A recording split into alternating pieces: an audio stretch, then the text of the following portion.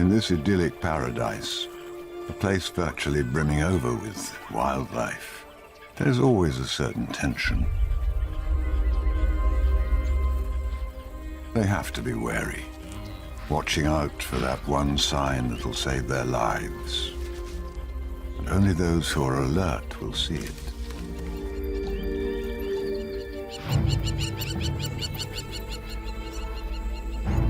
And even then, it may just be imagined. Today, this phantom is real.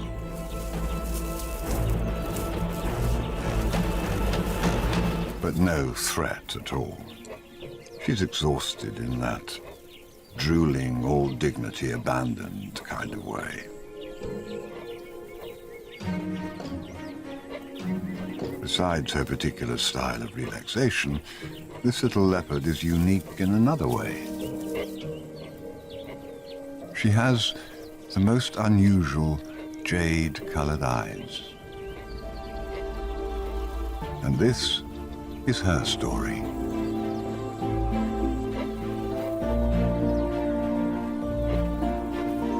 Toto is an affectionate Swahili name for small, and she is tiny. But she has her name for another reason as well. Let's start at the beginning, or perhaps even before that.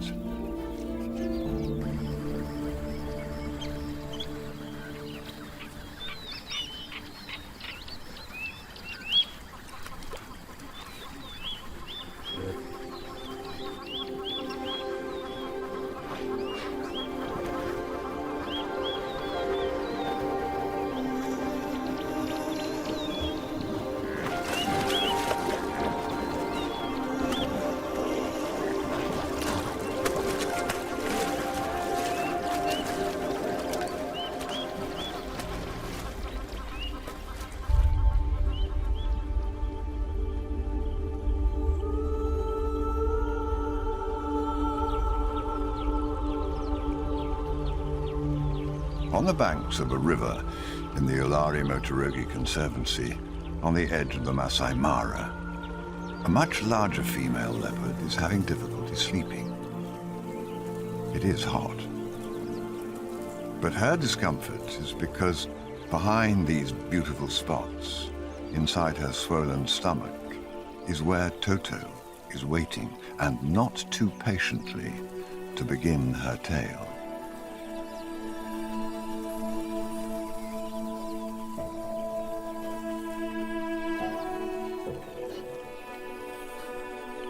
And her name is Fig, who, pregnant or not, seems to enjoy lying face down and tongue dangling.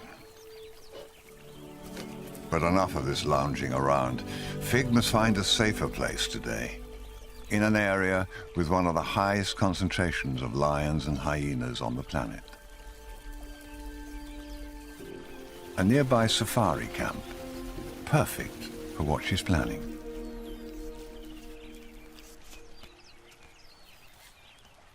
She maneuvers her way out of balanced body into a very un-leopard-like descent and heads across the small trickle of a stream.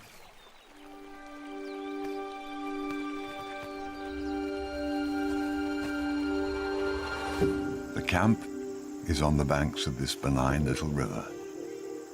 So, today, a large leopardess called Fig makes a decision that changes everything.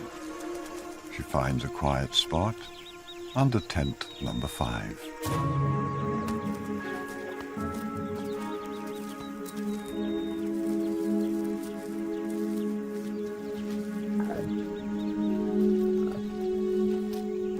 And here she gives birth to Toto, a single cub, who within days is stumbling around blindly under the deck and in and out of the nearby undergrowth.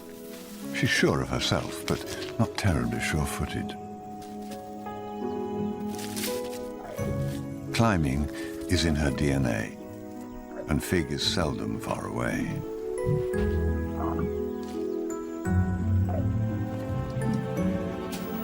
Her landlords, the camp, decide to just close off the tent and mark it as occupied. This five-star haven becomes the cub's earliest memories of home. And like her mother, she has a tongue that seems to have a mind of its own.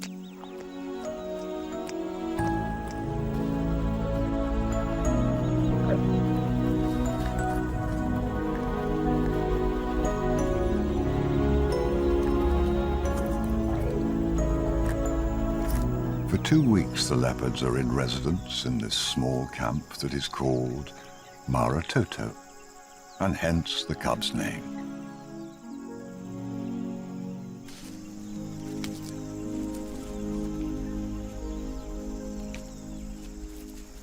Fig was smart enough to have found a secure refuge, but having a cub on the banks of a river brings its own risks.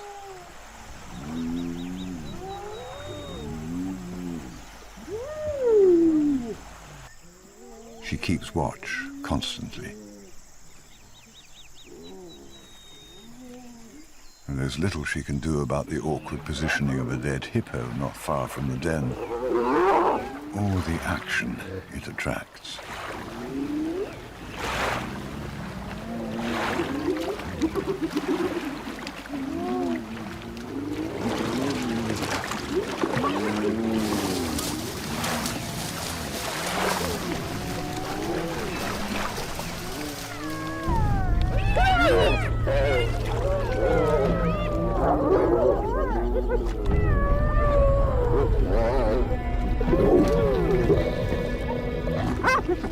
While they're distracted, and Toto stays under the brush and tent, she'll be safe. But Fig doesn't take her eyes off the hyenas.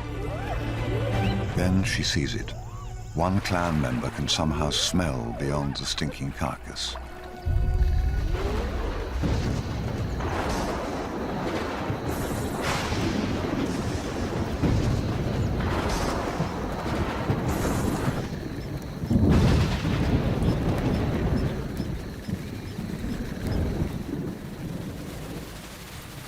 Rain in Africa is both a gift and a danger. The trick is in deciding which it is today. Fig doesn't have the luxury of using the opportunity now. If Toto gets confused or even adventurous, she'll wander off and the rain will wash her scent away. Fig must get back, quickly.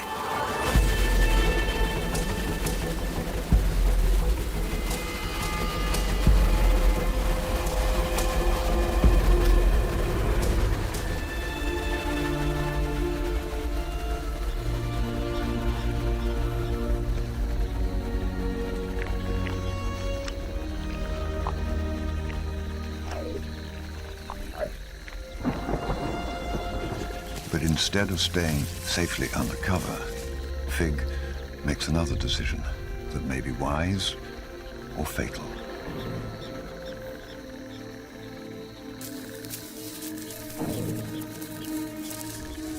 She hears it and knows what's coming.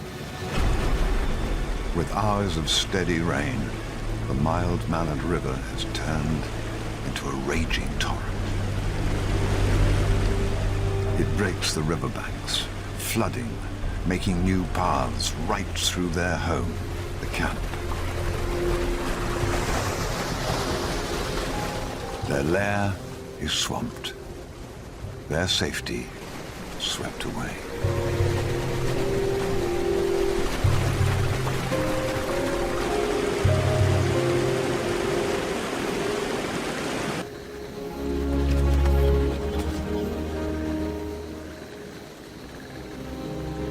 Their survival is now totally up to Fig, so she's always on the move.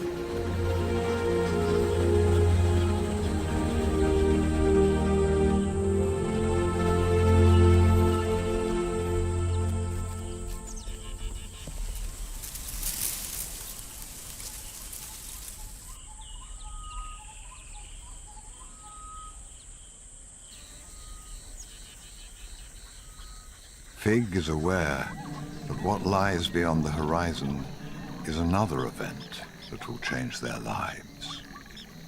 and it's on its way. It starts with the painted horses. Over 250,000 zebras splash in across the Mara River on the way to her territory. The hypnotic sounds of well over 1 million wildebeest startle and amaze Toto now and fill the air with anticipation and chaos.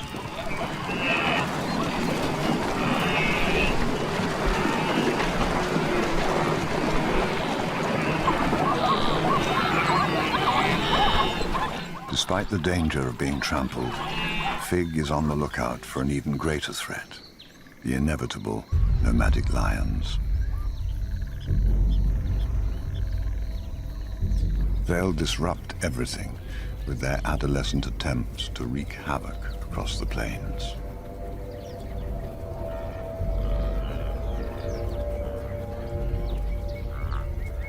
Fig is a master at making use of the ultimate chaotic event of the year, but she won't have it all to herself.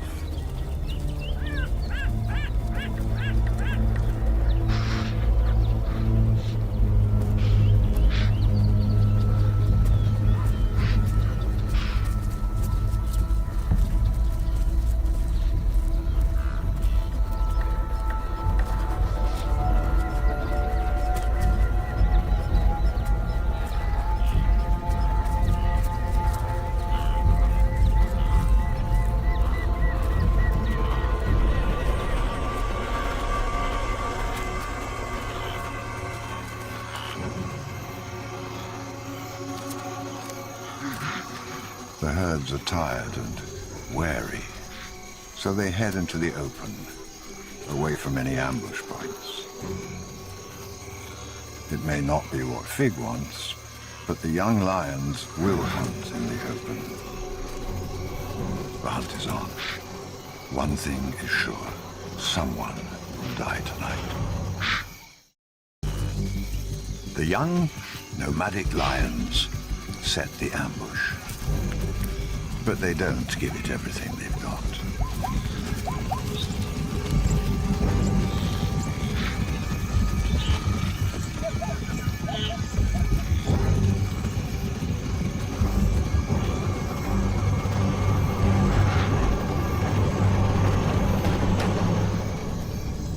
Fig watches, desperate for her chance at a wildebeest. But at what risk? The thermal images unveil the night that Fig and the lions inhabit.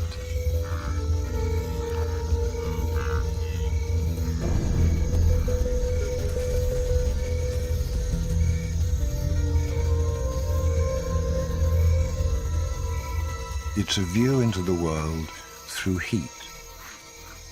And she spots an overheated wildebeest, courtesy of hours of bungled lion attempts.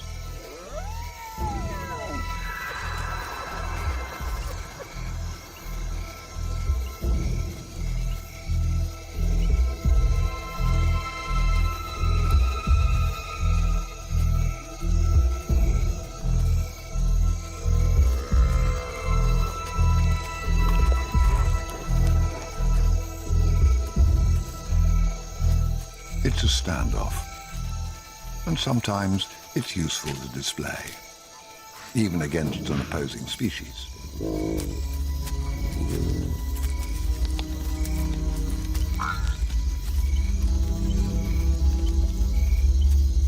She might be able to take on the pregnant young female hyena, but hyenas can't keep their spoils secret for long.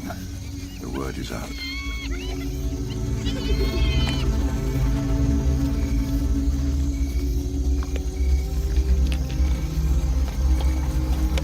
Even more hyenas will appear from the darkness all the time. One last defiance, and she has to leave.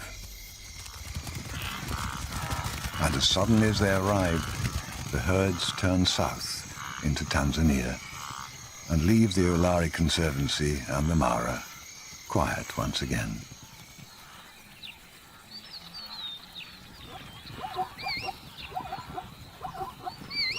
The migration stayed in her territory much longer than expected this year. 3 vital months for Fig to be able to pass on some tricks of the trade and to develop Toto's tree climbing skills. Their bond grows each day.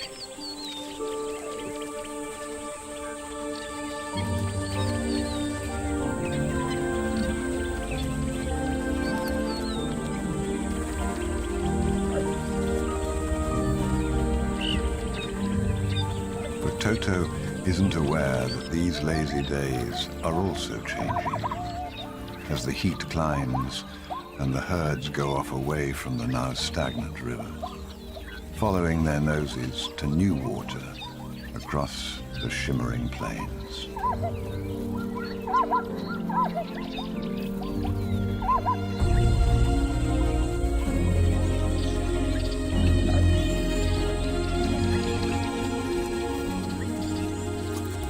Besides the lessons in climbing and being confident up high in the trees, Toto has to be taught a lot of other skills.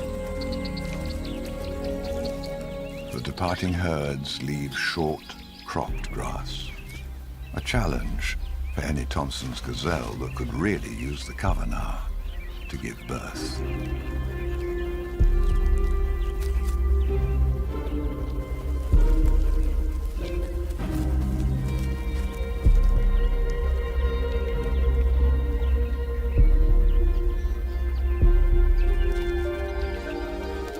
One of Toto's lessons is to look outside of her small bubble with her mother. She hasn't noticed what Fig is watching.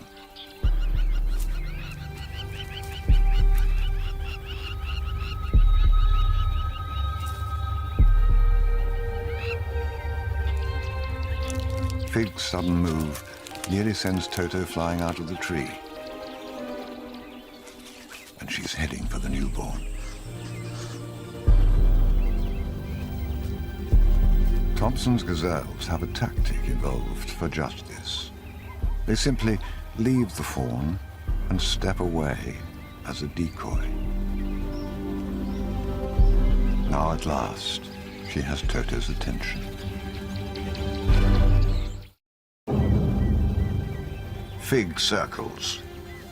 But the Thompson's gazelle's tactic even fools a zebra. And that complicates matters. To the young stallion, something about the grass just doesn't seem quite right.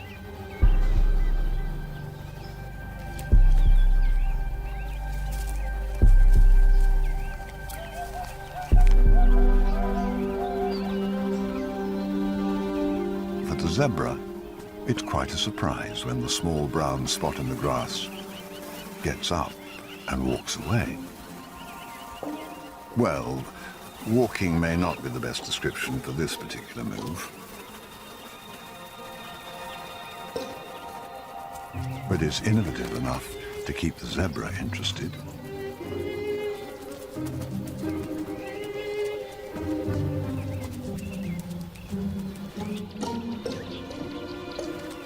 Each time the Tommy fawn stumbles, his new zebra minder is there with a helping nudge.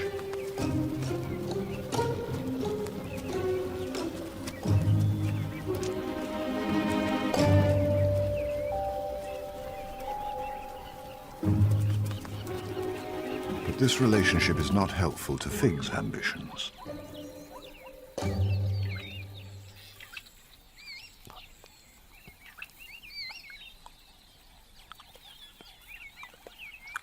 But perhaps it teaches Toto something.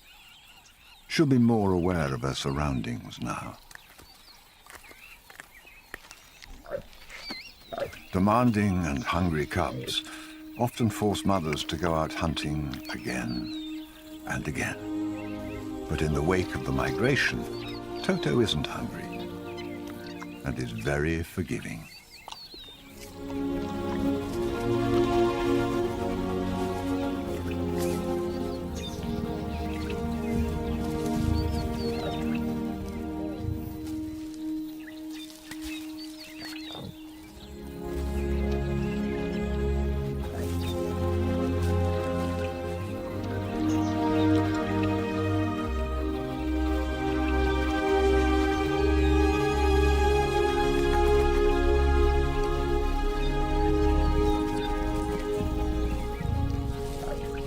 But there are more opportunities in the Olari Conservancy after the main migration leaves, when stragglers and lost individuals come through.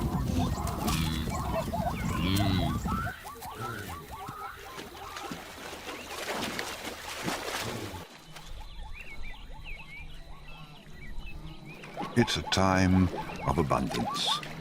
Many young don't make the crossings. So now, Fig and Toto take advantage and just scavenge these easy meals. The first thing she does is analyze the placement of Fig's kill.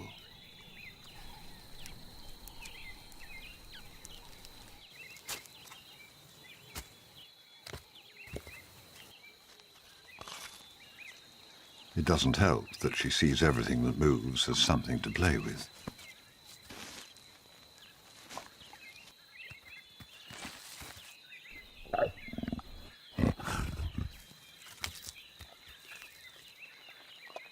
Fig coaxes Toto to take over, to test her strength. With so few trees here, knowing how to get a kill up high is vitally important. Fig's sudden movement to chase flies, however, is a mistake. It signals Toto to play. It may not have been the intended lesson of the day, but it'll work. This one is all about mock hunting.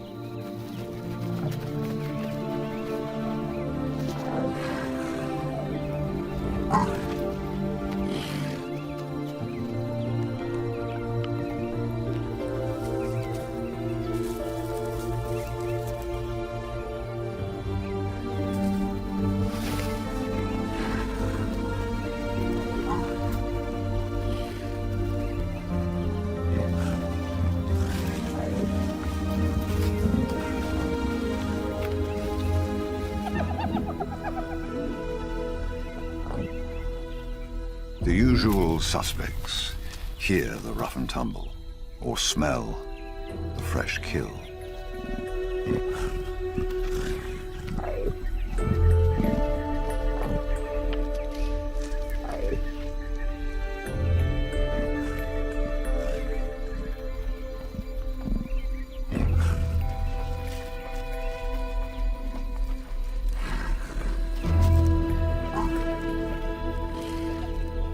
It was Toto's responsibility to position the kill higher.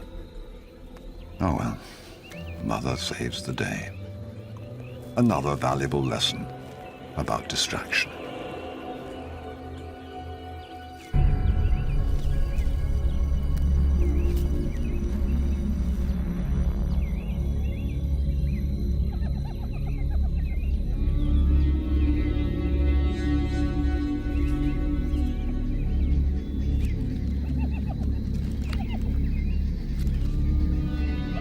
Since the early days under the tent, Toto has grown up with the ever-present threat of this particular clan of hyenas. And they have a specific family perfume and very puzzling social arrangements.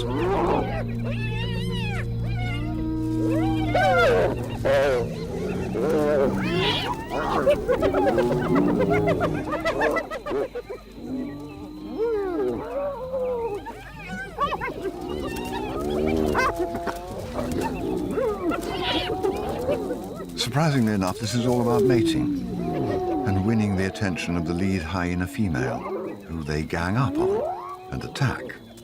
It's a curious courtship, but it's the way that things are done in this particular clan.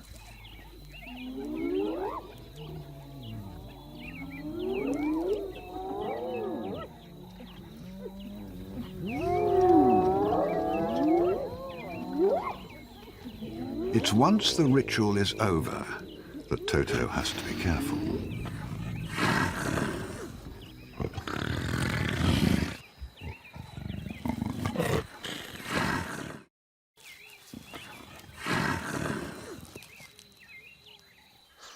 Toto and the hyenas are way too close for comfort.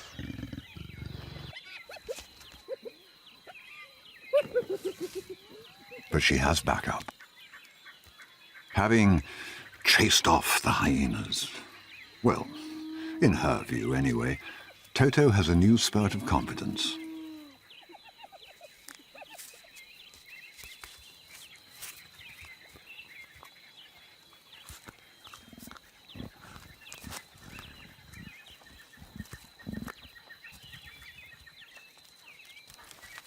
She's a killer in small spots.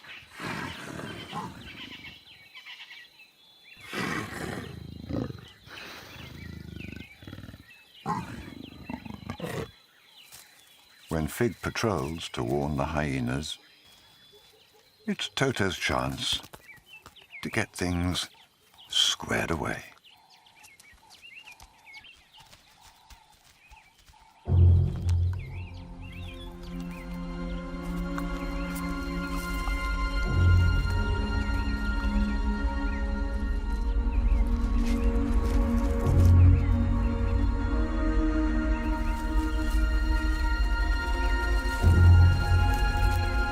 She has good strength for her size, and she's busy solving the puzzle, placing a floppy item into the forks of trees.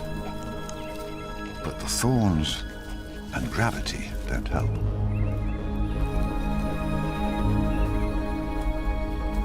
They watch her, perhaps recognizing that there's a lot could go wrong. But Fig's back.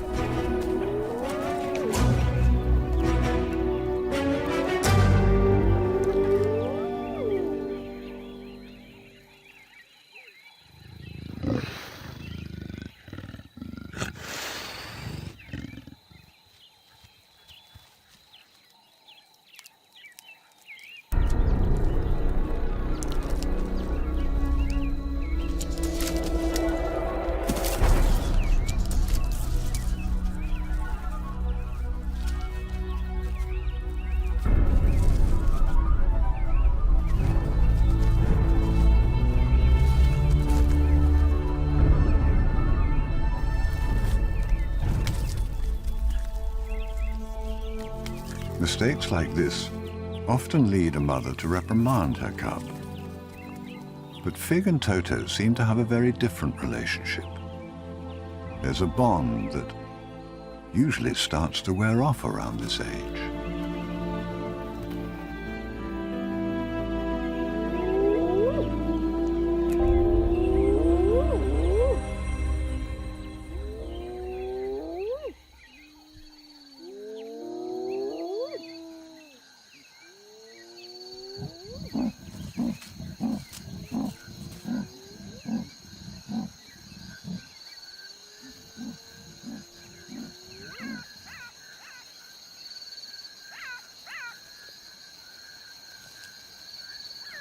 Now, when Fig goes off hunting at night, Toto follows. Just watching her mother, this skilled huntress, should be enough. But as a typical adolescent, she's now determined to make her own way. She's learned that blending in lesson, much of which isn't really her doing anyway, but something she inherited just by being a leopard.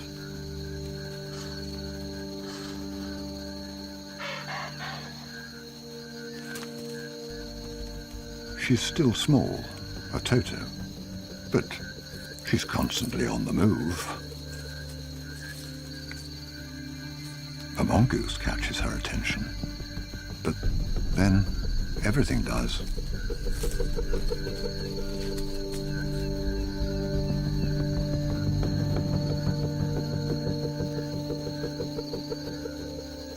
Unlike Fig, she moves to the open, even though she's quite obvious to anyone who can see well at night.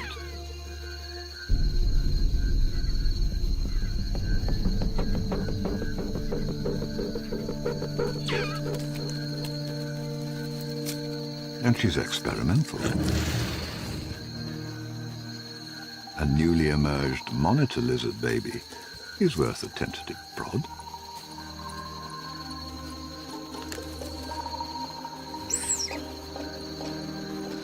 This phase of her life is all about exploring this strange nocturnal world that she'll soon inherit. The undergrowth yields endless possibilities for adventure.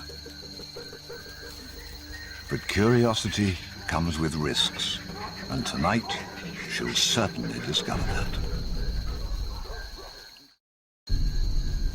Eerie beings watch Toto from above. But there are enticing creatures on the ground for her.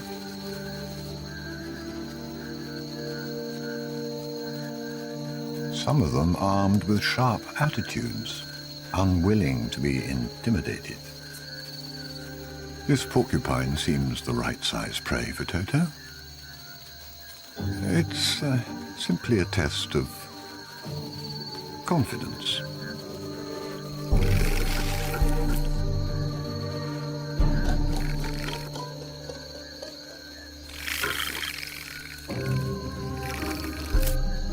When barbed quills aim in her direction, enough is enough.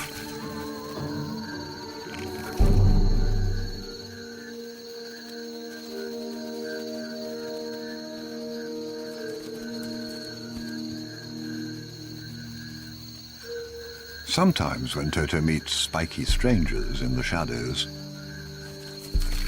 she defaults into appearing harmless, or even a little mad.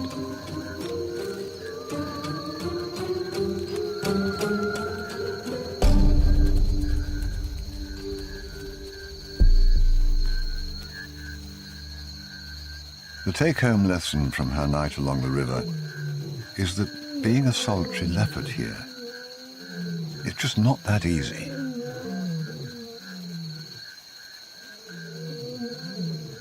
Cute or not, she's going to need more training. And Fig is back to provide just that. Toto doesn't seem to hold on to the disappointment of failure for very long. It's probably a leopard trait she's inherited, like so many others. The ability to just shake it off and move on.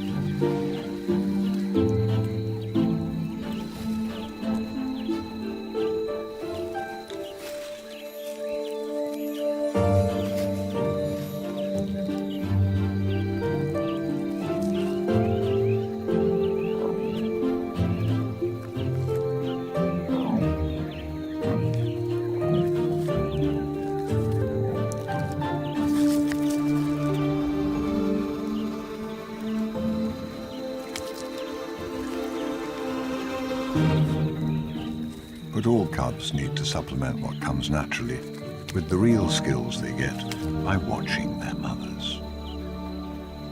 Now, the next lesson. A flush of young warthogs may allow just that opportunity.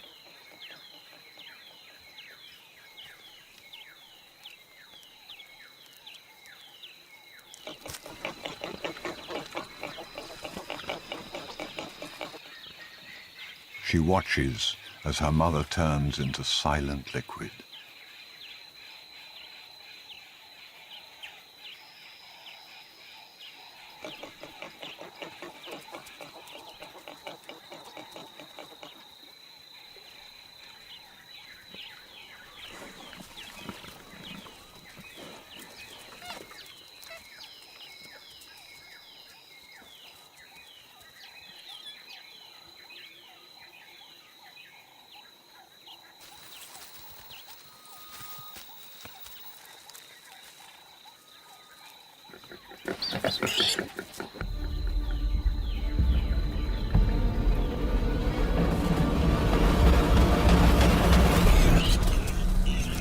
Fig's kill and her strategy that led to it are well absorbed. And now it's Toto's turn to recreate what she learned.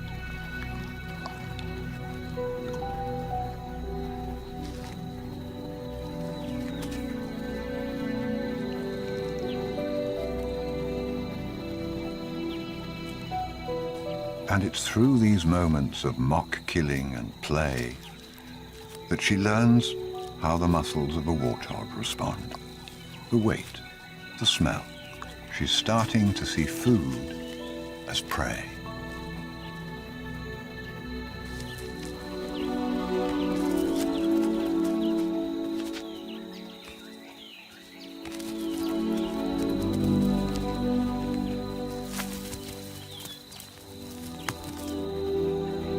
kill ends in exactly the same way.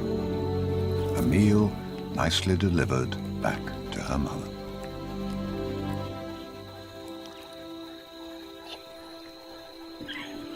Toto's attention span is still shorter than it should be, and the Thompson Gazelle lesson taught her to be aware of everything around her.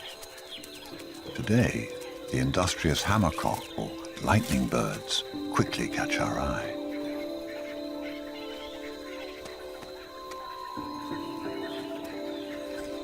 Now, she has a management problem.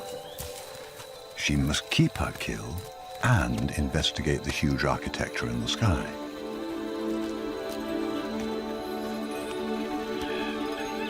So, she simply takes her pig kill along with her.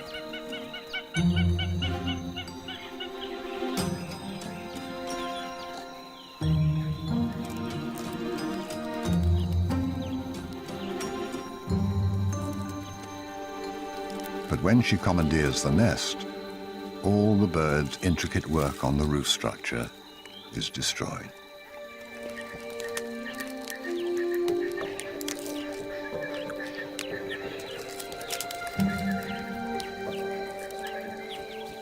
Toto barely notices. For her, it's a high-rise play platform. It's hard to tell if Fig is indeed impressed or just positioned nearby in case.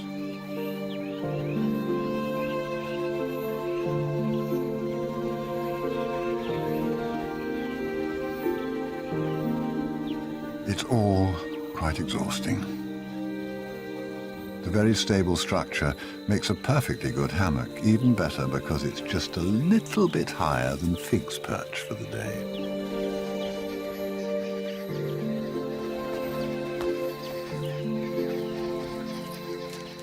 Persistent, but it's folly. The renovations will cost more in energy than just starting from scratch downstream.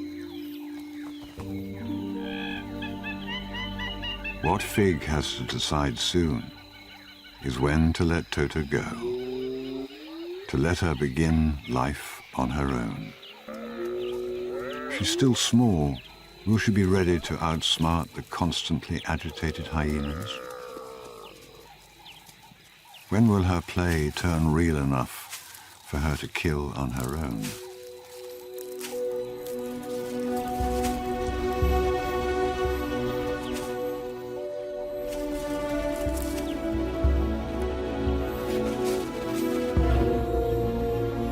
Maybe tonight.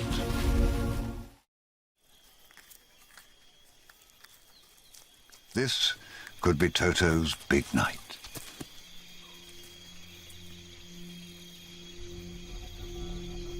She's spotted a sleeping antelope.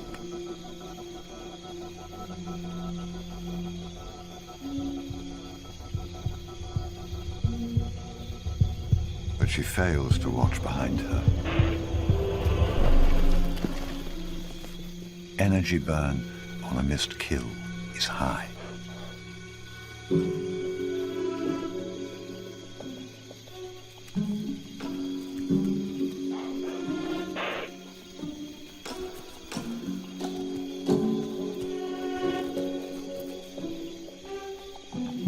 A scrub hare, more her size?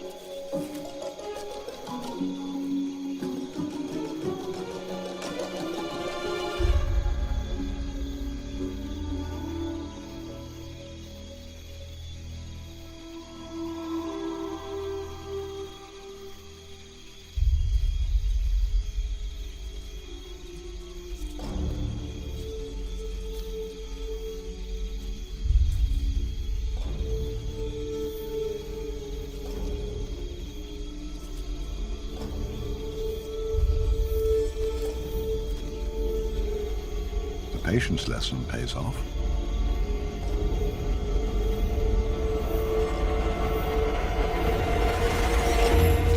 But the timing isn't quite right.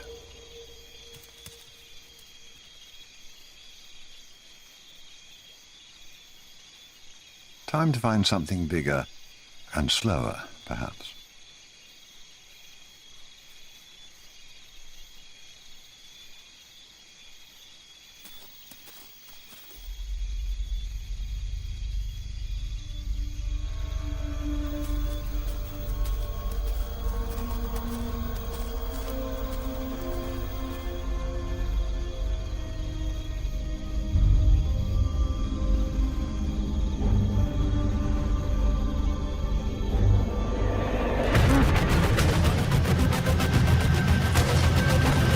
It's a swift kill. And it's her first, a momentous moment. Pumped with success, she gets the kill up as high as she can manage, and this time, without fault, despite the immediate arrival of the competition. And with no backup from Fig.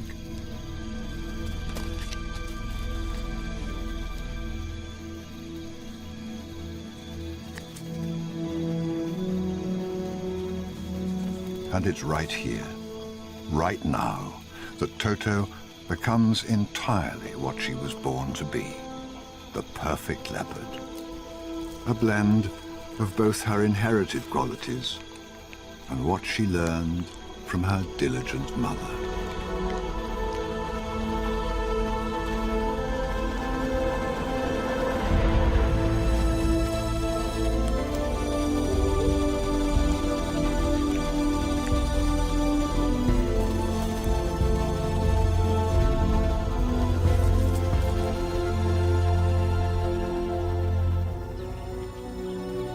As Toto, this jade-eyed leopard, surveys her domain and enjoys the peace of a full stomach, we must ask what her future might be. Can we learn to understand her value as an individual, as a real character struggling to survive in this fragile mosaic? And if we can learn to respect, protect and celebrate all such leopards, then she may well have a future.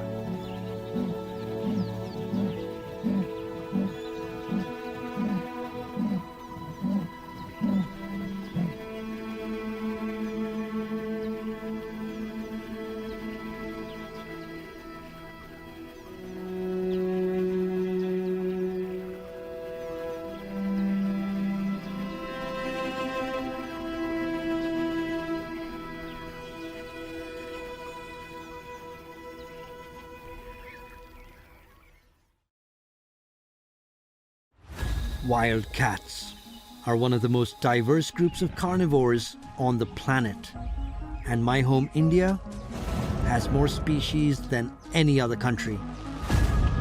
My name is Sandesh Kadur, and I've made it my life goal to film them all. That was the most incredible sighting of a tiger.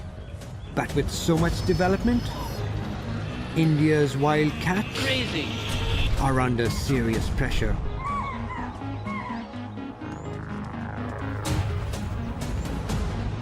I've spent hundreds of hours filming leopards, but India has two other feline species that are even more mysterious, and they couldn't live in more remote habitats. In my rapidly changing country, I want to find these big cats in the wild before it's too late.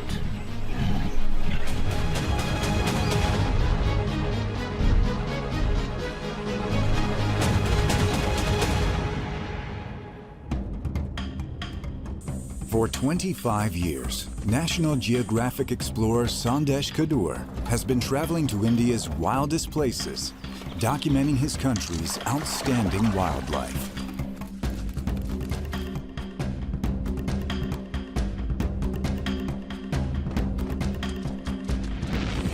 He's developed a reputation for revealing the lives of some of the world's most elusive predators.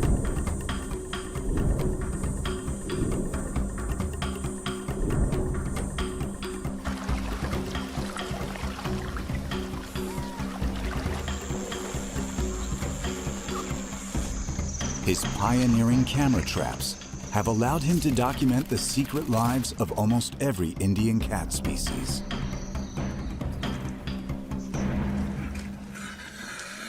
The leopard was the first big cat I saw in the wild, and I've been drawn to them ever since. Their power, energy, and intelligence have made them the world's most successful big cat.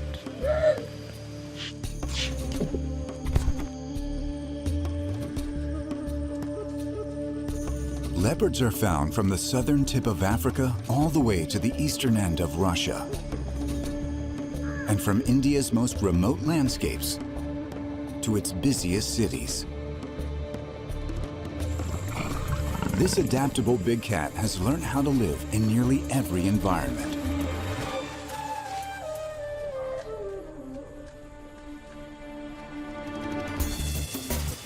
But India has two mysterious leopard cousins that are so elusive that I've yet to really capture them in the wild. One of them is the snow leopard. Here in the far north of India, the snow leopards are the high-altitude specialists.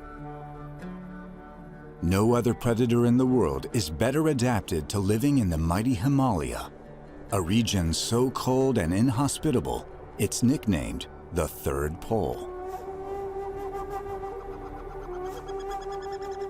Everything about this cat has evolved perfectly for its environment.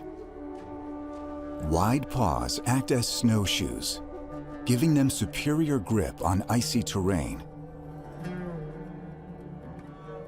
And it can use its thick, furry tail almost as long as its body, not only for balance, but also to keep warm.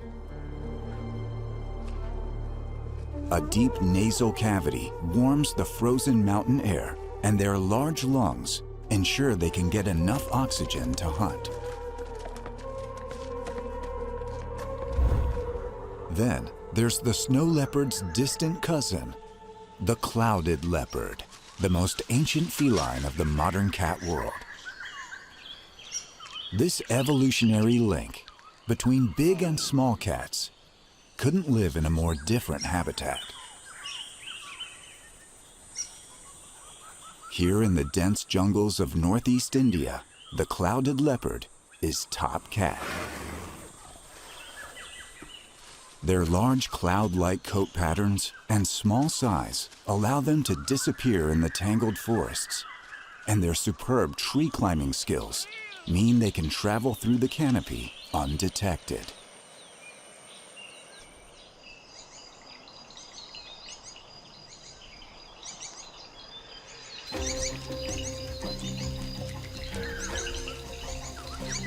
Until recently, both the clouded leopard and snow leopard were so rarely seen, they were considered virtually impossible to film. But I don't just want to find these cats. I want to get the best photographs yet of them in the wild and help make sure they are protected. This is just insane. My adventure started when I traveled up to the remote corners of northeast India to try and document clouded leopards.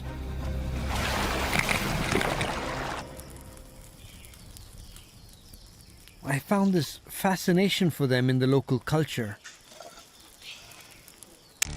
But this was all built around a huge trade in their body parts. It was painful to see. All I found were dead cats. Poaching was a big issue here.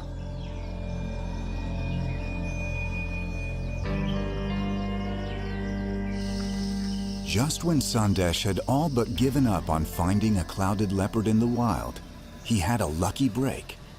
I heard about these clouded leopard cubs being rehabilitated back into the wild, so I rushed to document the whole process. After months of searching, Sandesh finally had his first encounter with clouded leopards. In terms of filming a new species of cat, I mean, this was it. This was the Holy Grail. A female clouded leopard on average produces a litter of 2 to 3 cubs. With their mother gone, these 4-week-old orphans need round-the-clock care. Only a handful of people have ever seen wild clouded leopard cubs, and this tiny pair had a team dedicated to getting them into the wild as soon as possible. These cubs, just 2 pounds each, are vitally important to the future of their species.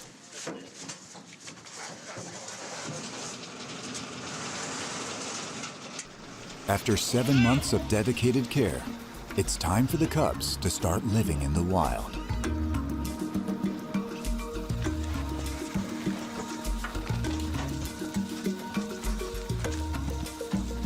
This is a conservation first. It's never been tried before. The cubs' new enclosure is up on the trees, giving them a safe refuge from elephants and encouraging them to get used to a life up in the canopy. In their new home, the cats can learn the skills they need to survive in the wild. Every moment I spend with these cubs, I'm learning something new about clouded leopards. While most of the small cats can purr, only the big cats can roar. Clouded leopards are midway between big cats and small cats. They have their own unique vocalizations.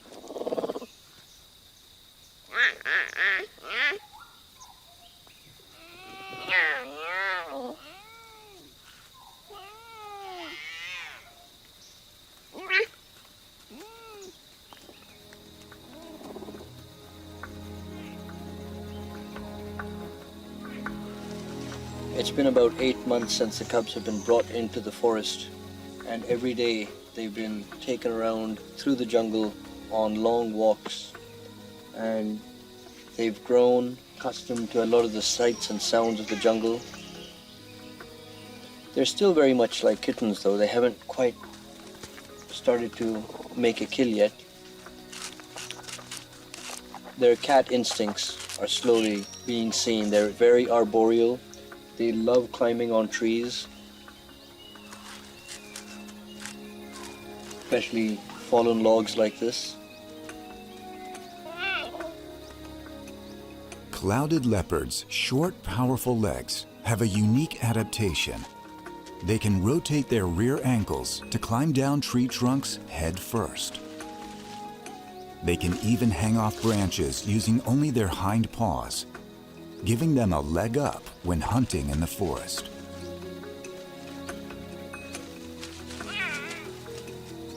And hopefully in a few more months they'll start making their own kill and living like wild cats.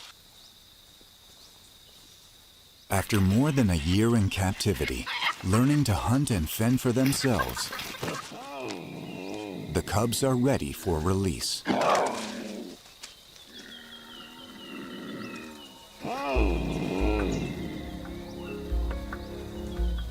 The door to their enclosure is left open, allowing the young clouded leopards to return to their forest home.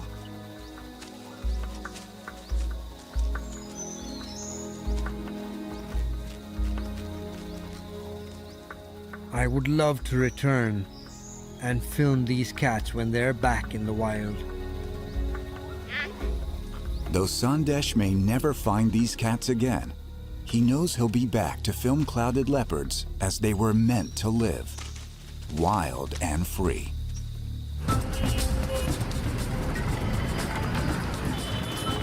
A year later, back home in Bangalore, Sandesh is busy testing some new equipment.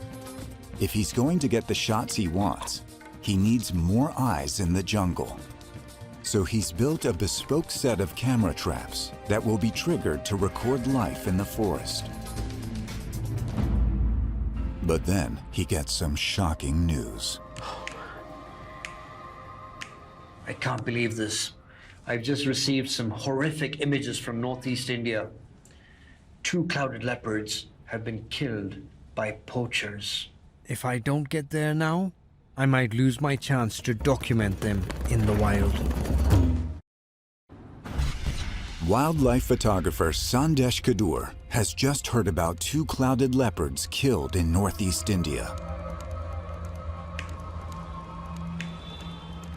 This isn't the area where my cats were released, but it could just as easily have been my pair.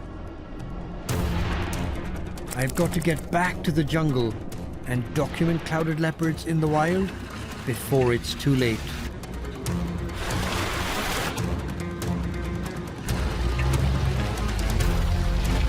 This has become Sandesh's most important mission. If he can photograph clouded leopards in the wild, he can try to push for greater conservation measures in Northeast India. India has always been famed for its tigers. But in the far northeast of the country, it's the clouded leopard, the tiger of the treetops, that is king of the jungle. If nobody knows about them, how can they care about them? After 2 days traveling, he's made it up to clouded leopard country. Now, he just needs to decide where to place his camera traps. If anyone knows where I might photograph a clouded leopard, it's wildlife biologist Priya Singh.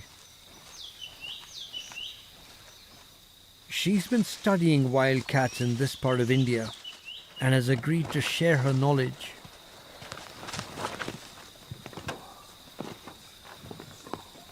In my opinion, this is one of the best places in the world for clouded leopards. Oh, wow, look at that.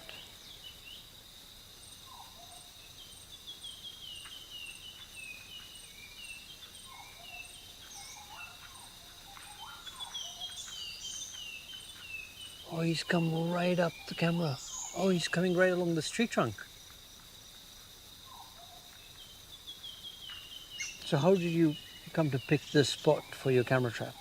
If they are to move through the forest floor, they would prefer open trails like these. Saw some scrape marks down there. But we have very little information on clouded leopards and what areas they prefer to move through. They do spend a lot of time up in trees, but it's really hard to find places up in trees to put camera traps. So what are my chances of seeing and filming a clouded leopard out here? I spent 4 months here, and I was in the forest almost 5 days of the week, and I never saw one. Okay, well, let's get to work. Set up some camera traps.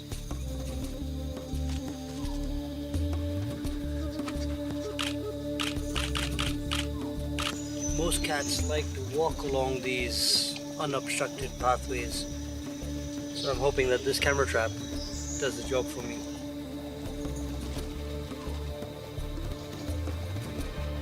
Two weeks later, Sandesh heads back into the jungle to check his traps and finds a reason to be optimistic.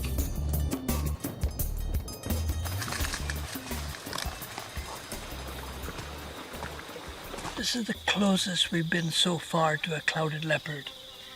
Fresh scat. Probably not more than 24 hours old. We're getting closer. Now let's see where he's gone from here. Sandesh's experience as a tracker guides him towards the elusive cat's trail. No, it looks like he's taken the ridge line up.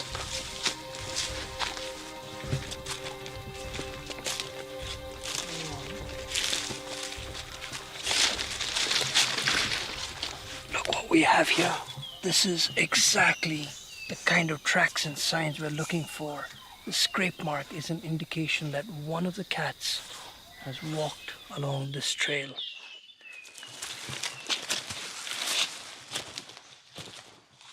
Following the trail turns up something unexpected. There's a strong smell of something that's dead, and we're just going to track, see if we can find the carcass. Come. It's a barking deer. Most of it has been eaten up. I'm not sure if this kill was made by a clouded leopard. But if there is a clouded leopard in the area, it'll most likely be back. This is too good an opportunity for Sandesh to miss.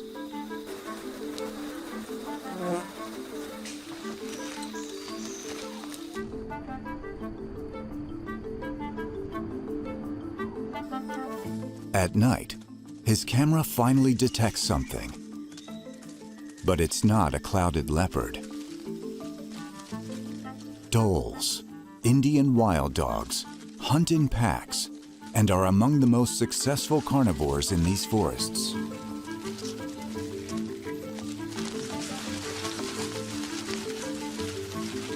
Sandesh's cameras have detected many different species, both at day and night, including a rarely seen sun bear and the enigmatic marbled cat. At around 10 pounds, a marbled cat looks like a miniature clouded leopard, but is less than half the weight.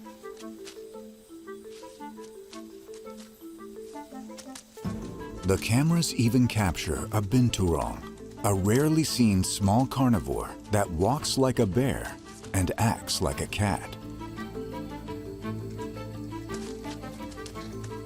Oh my gosh, got an amazing shot of the Palasa squirrel leaping across the trail.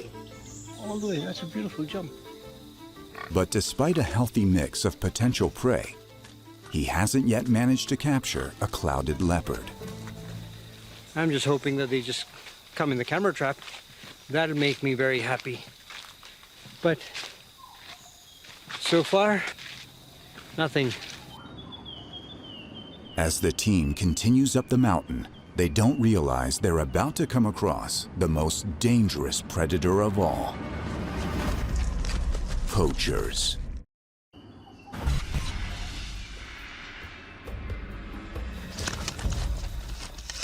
Wildlife photographer Sandesh and his team have just scared off poachers in the forest.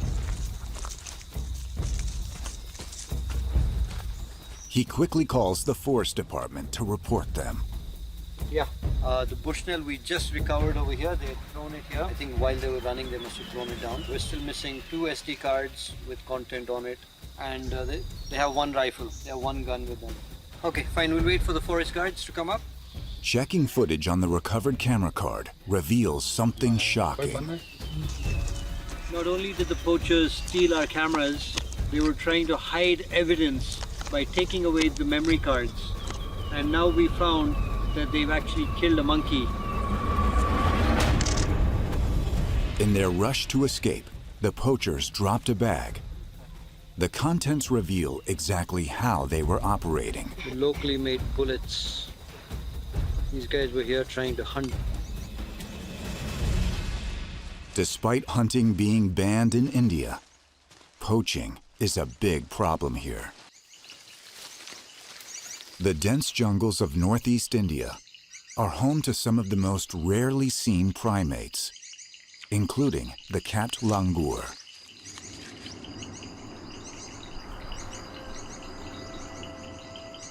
But when he gets down to base, he hears some news. The poachers have been apprehended.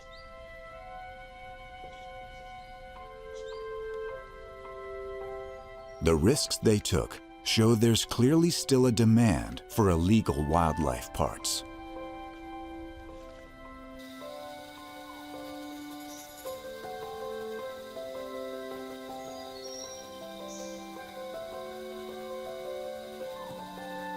It's only later that I realized just how lucky the clouded leopard was.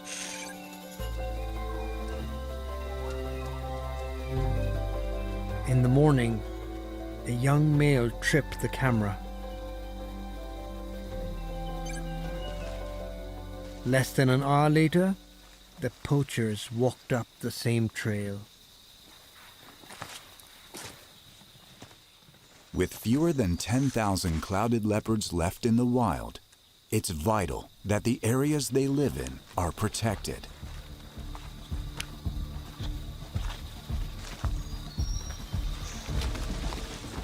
With just a week remaining before he has to travel home, Sandesh heads deeper into the jungle to find trails that are off-grid to even the most determined poachers.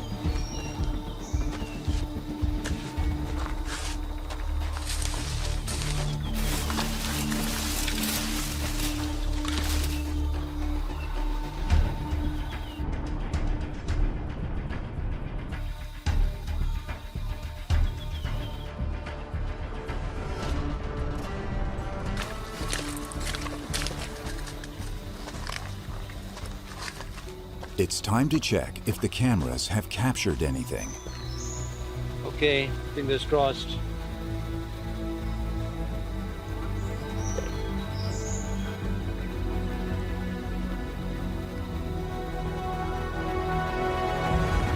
Oh my God, look at that.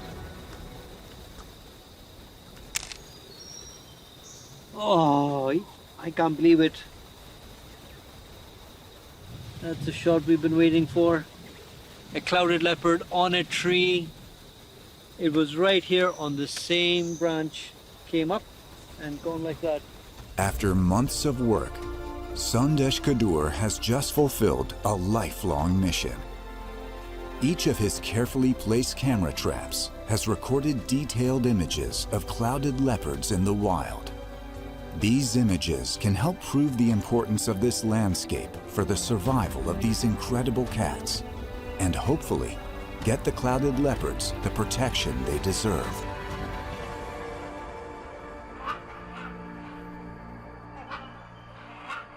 With his cat finally in the bag, it's time for Sandesh to go after his final leopard,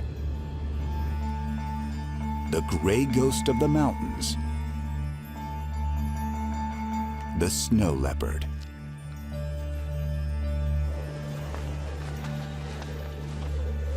The conditions will test his methods to the limit.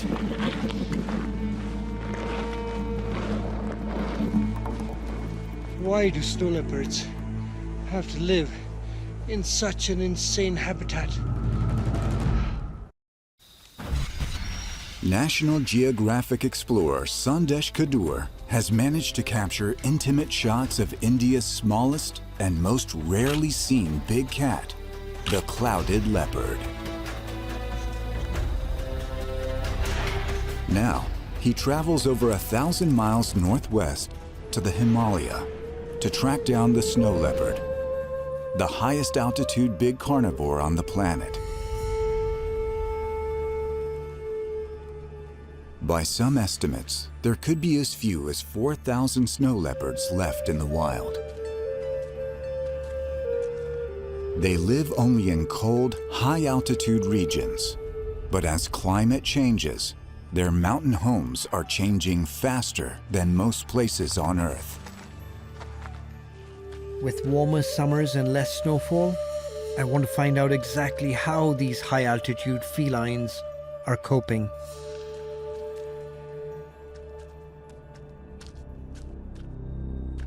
But his friends at the Forest Department have got urgent news. The wildlife warden has just reported a critically injured snow leopard. These cats hunt in one of the toughest environments on Earth, testing their skills every day. They'll go after smaller prey such as marmots, but they favor bigger meals like ibex, urial, and blue sheep. One of these mountain goats will feed a snow leopard for over a week. But they are agile, alert, and very hard to catch. One slip in this unforgiving terrain can mean death. But this cat is lucky. Villagers found it at the base of a cliff, alive, but barely. The Forest Department is racing to provide it the urgent veterinary attention it desperately needs.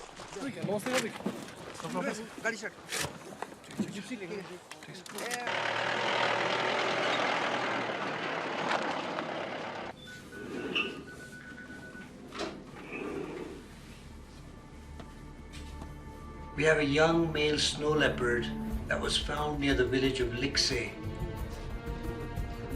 He may have gotten into a territorial fight. He's got an injury on his face.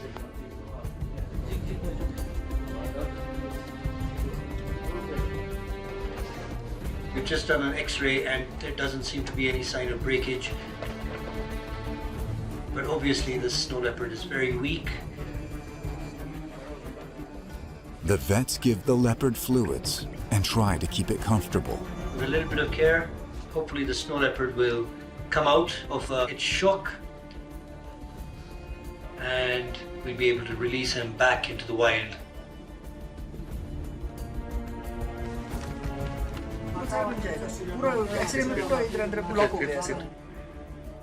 Sandesh didn't expect his first encounter with a snow leopard to be so intimate.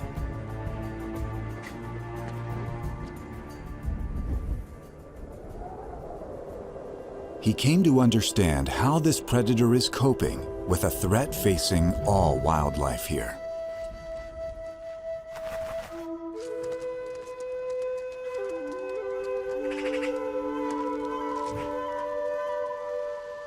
The Himalaya is warming above the global average, and 2/3 of its glaciers might vanish by the end of the century.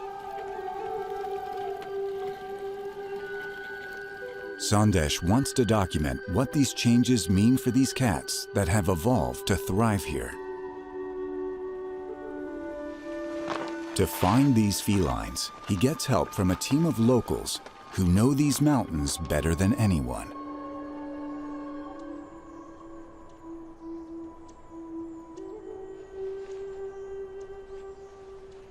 Norbu, our main man here, has organized our trackers who are going to be going out every day and scanning the hillside and keeping an eye on what's going on and report any snow leopard sightings.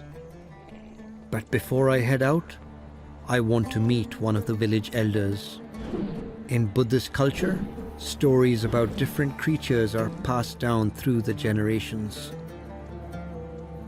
I learned that the locals here call the snow leopard Shan.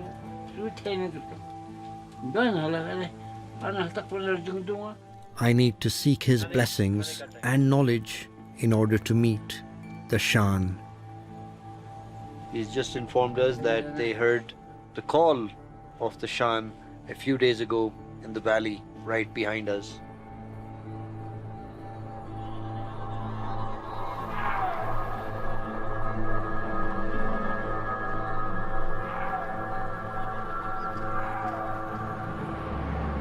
The next morning, Sandesh gets the news he's been waiting for. So we've just got information of a snow leopard with 2 cubs up on the ridge. So we're going to rush there right now. And fingers crossed? Yeah. There. Okay, so look. Wildlife photographer Sandesh just got news that a female snow leopard with 2 cubs has been spotted in the valley. Any information like this, we just cannot take the risk of letting it go. Can't leave a single stone unturned, especially when it comes to a snow leopard sighting.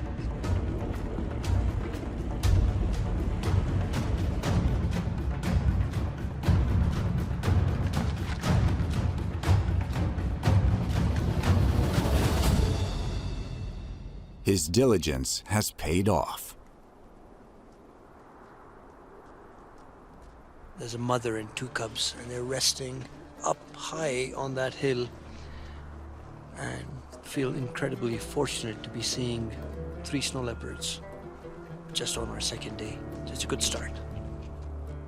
Born blind and helpless, snow leopard cubs grow rapidly, and by 3 months start following their mothers. These 2 will stay with their mother for nearly 2 years, learning how to survive in these unforgiving mountains. She's just gotten up and going up along that ridge. I mean, it's incredibly far. Even though we've been fairly lucky in seeing snow leopards, it's been near impossible to get a close-up shot, even with a 1000mm lens. So the only way we're going to capture intimate shots of snow leopards is by setting up remote cameras. Growing up in these mountains, local tracker Norbu developed a sense for picking out their movements through the rocky terrain. Sandesh relies on this vital knowledge of how the cats move.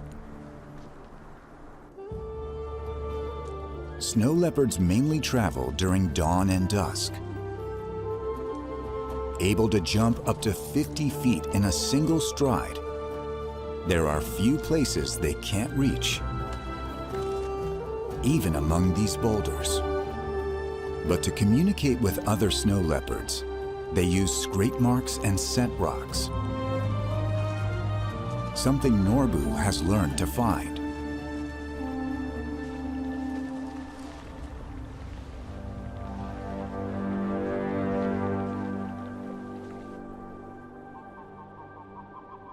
Armed with this information, Sandesh sets up his cameras across the mountains.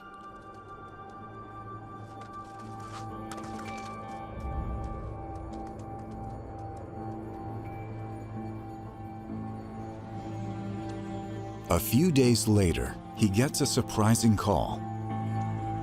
A snow leopard has raided some village livestock. In the living memory of the residents of the village, no snow leopard has ever entered into the cowshed and killed livestock. They've just seen where the snow leopard has entered this cowshed from. There's still some remnants of snow leopard fur stuck on the thorny bush.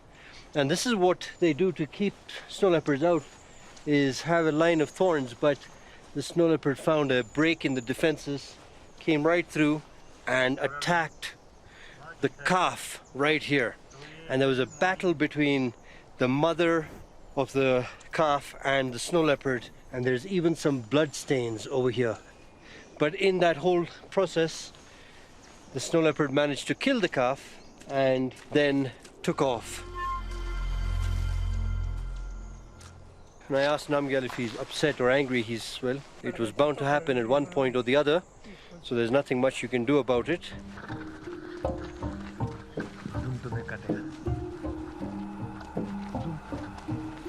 Snow leopards consume their hard-won kills over several days. So this cat will likely return. That gives Sandesh the perfect opportunity to document the cat at a kill.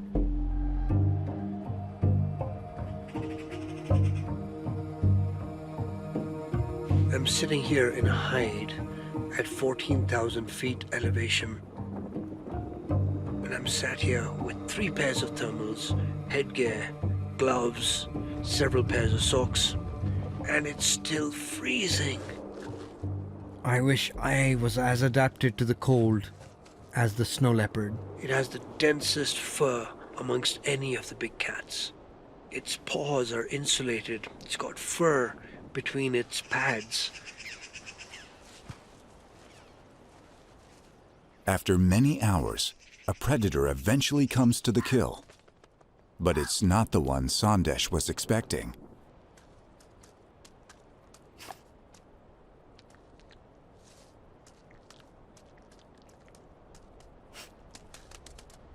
Red foxes are the world's most widespread canine species, found across the northern hemisphere.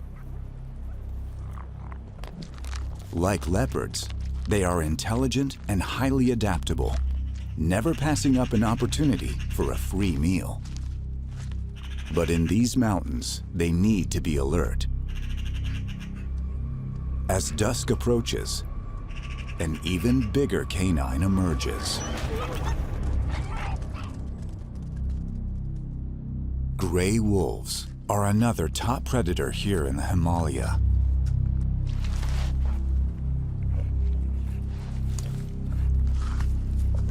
I don't know how this snow leopard is going to fare with a wolf in the area. I doubt it'll be able to defend itself.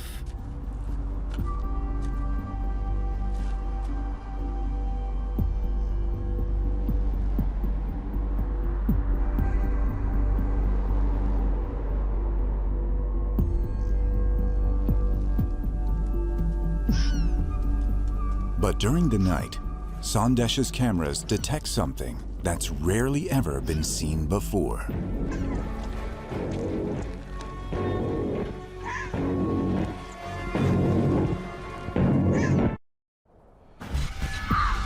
After staking out a cow killed by a snow leopard,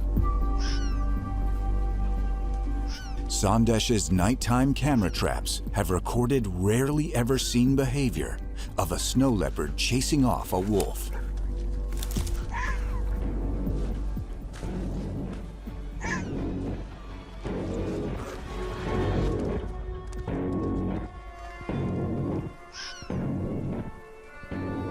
In the age-old conflict between cats and dogs, it's clear that the snow leopard wins that battle, at least tonight.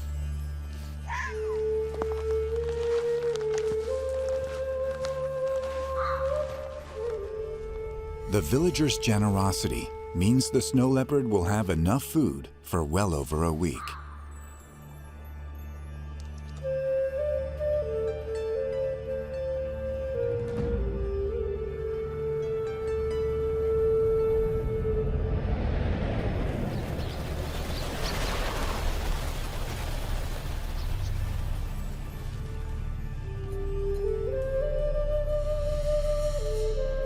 There's a snow leopard resting on the rock. He's coming down to the kill.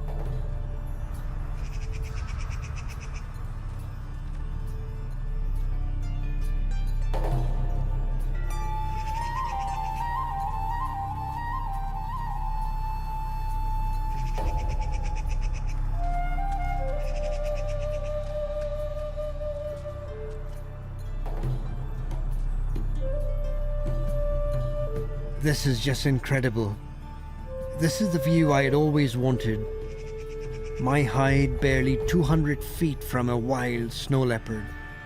I finally have my chance to witness one of India's feline phantoms up close. In the wild, snow leopards can live on average about 12 years, and I expect as they get older, like other big cats, they have to take more risks to make a kill. I don't know what pushed this snow leopard into killing a cow. If it was hungry or injured, or just being opportunistic. But I hope the warming of these mountains isn't going to push these magnificent animals into more contact with people.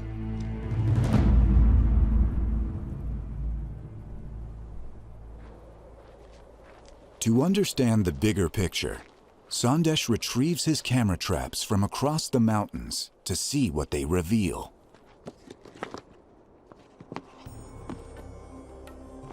Over the course of 2 months, they've captured an intimate window of wild Himalayan life.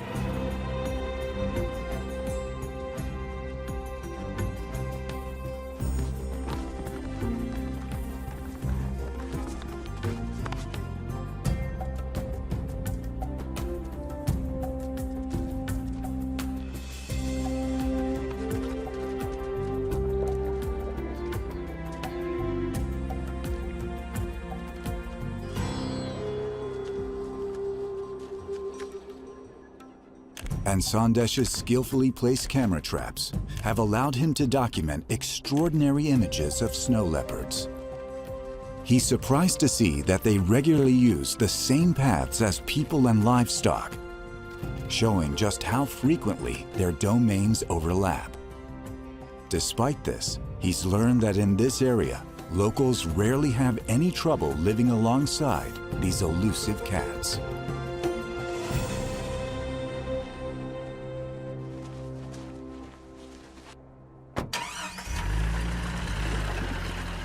But before leaving, he has one final old friend to see.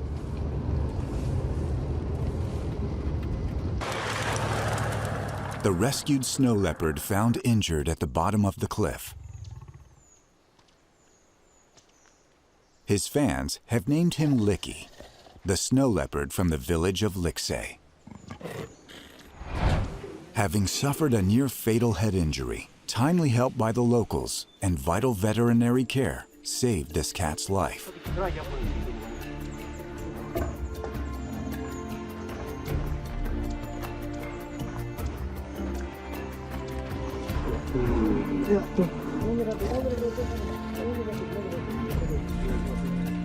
Now fighting fit, Licky is ready to be released back into the wild.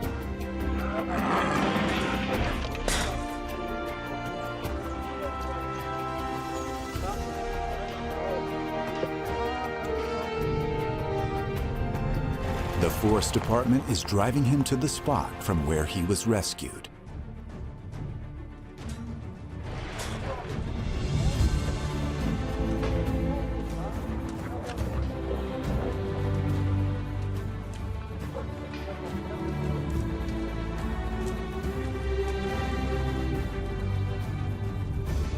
He's finally back home after 2 months of intensive care with the Forest Department.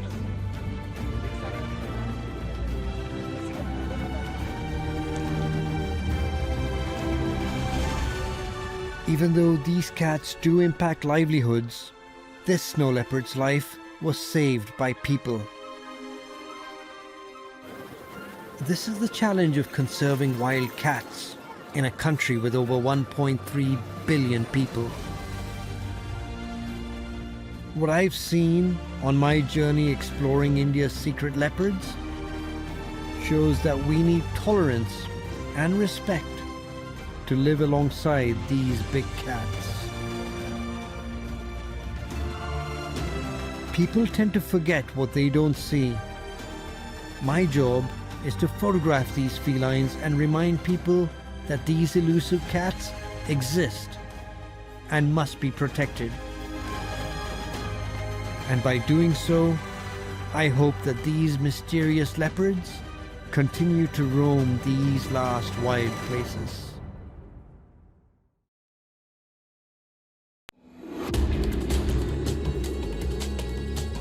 Two unidentified cubs are found in the North Indian jungle. They're mysterious and very rare. This is the holy grail among the cats. Their mother dead, their fate lies in human hands. Now the onus is on us to save these cubs. This is their only hope to survive. In a daring experiment to save their species, It's totally new, never been tried, never been tested. they must learn to fend for themselves, catch and kill their own food, and leave their human carers behind.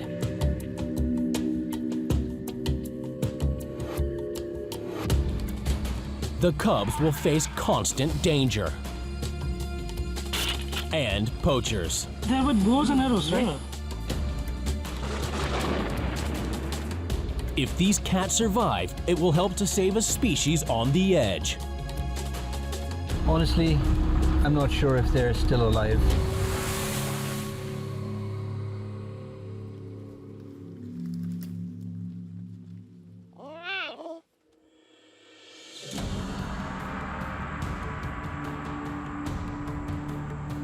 The Assam jungle in northern India. It's one of the world's most remote and dangerous places. It's been a year since they've been released into the forest, so here's our big opportunity to find them here again.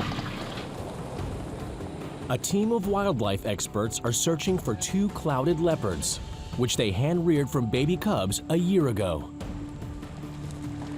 They're desperate to find out if the two have survived their first year on their own. We have a very limited amount of time, a small window in which we need to find evidence of these cubs.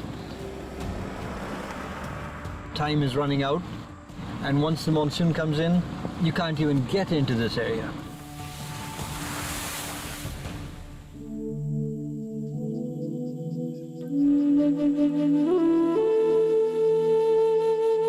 The story begins when authorities find two orphaned baby cubs at a village in the forest. They suspect that poachers killed their mother for her pelt. At first, everyone thinks they're leopard cubs. It turns out they're the rarest of finds. Two clouded leopard cubs.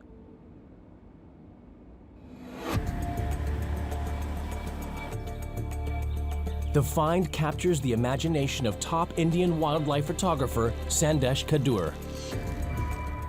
Cats have always fascinated me, and when I heard about these clouded leopards being rehabilitated back into the wild, I dropped everything and rushed to the spot to document the whole process. In terms of filming a new species of cat, I mean, this was it. This is the holy grail.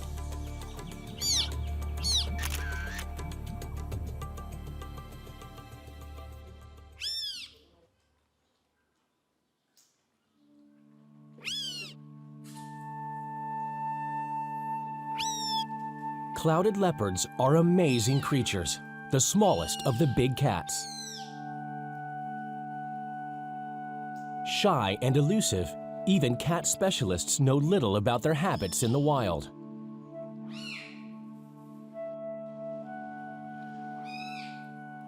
Just keeping them alive is a big challenge.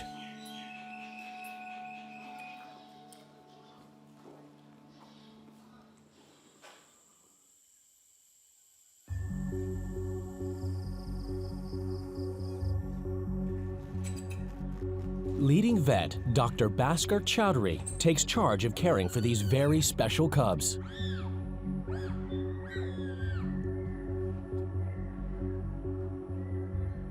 That was the first experience for me to see wild clouded leopard cubs for the first time in my life. So I was really excited and also a bit nervous because the onus is on us, the veterinarians, to make them survive.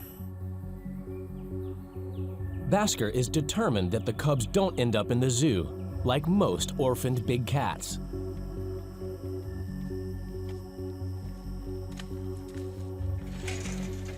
He gets permission to try something totally unprecedented: to teach clouded leopard cubs how to be wild.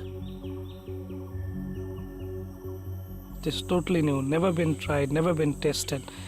And people, many scientists won't believe this. It's a huge gamble. If his new protocol succeeds, it will boost dwindling numbers of clouded leopards in their real home, the forest. If they get it wrong, the cubs will die.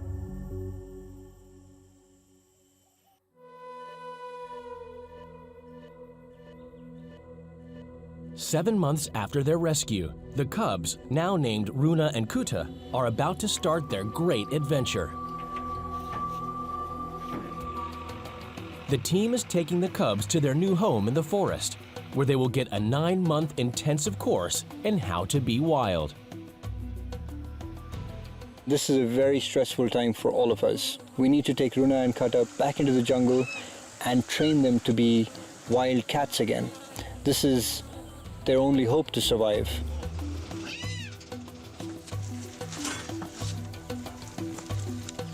The site is deep in the Ripu forest, 15 miles from where the cubs were found.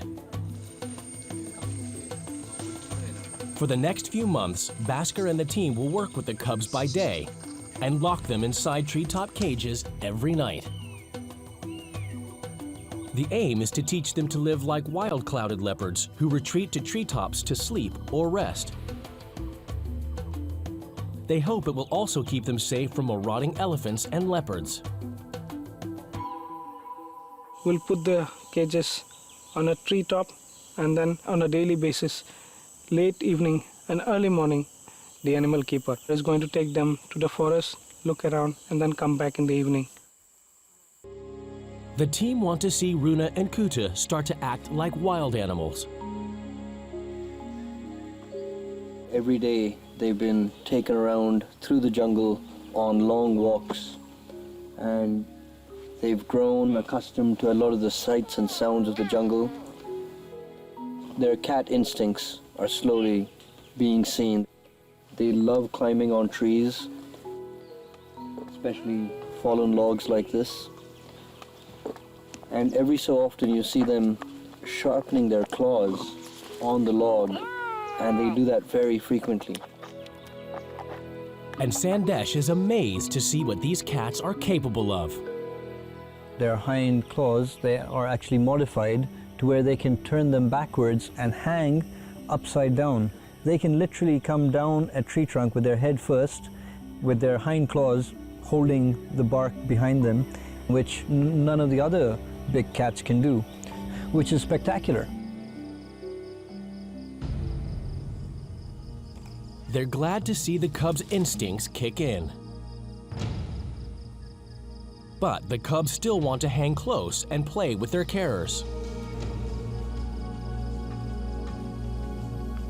They're just so adorable. They just walk right up the log. They just come right up to you. You can't help but just be attached. If the cubs continue to behave more like pets than predators, they'll be easy meat for poachers. We were worried that the whole project would be in jeopardy because of this.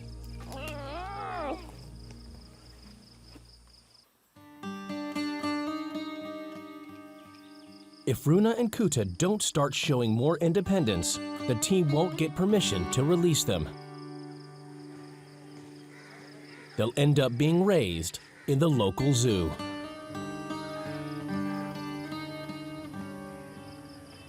Sending them to the zoo would end in the clouded leopard being reared in this kind of a enclosure, and then they would spend their lifetime in such kind of environment.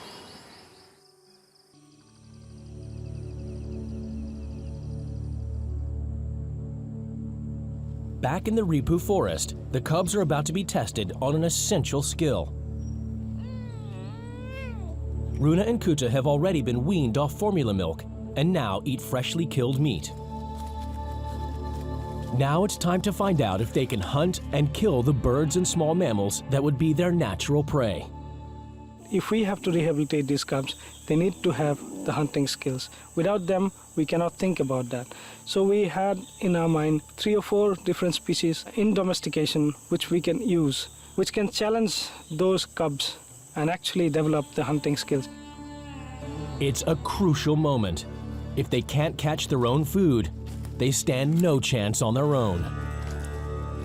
First live meal on the menu, chicken.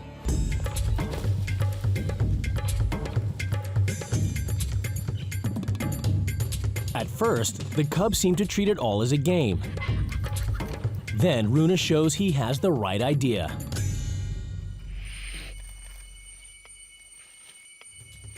But not the killer instinct. Both cubs keep chasing the hen. And then...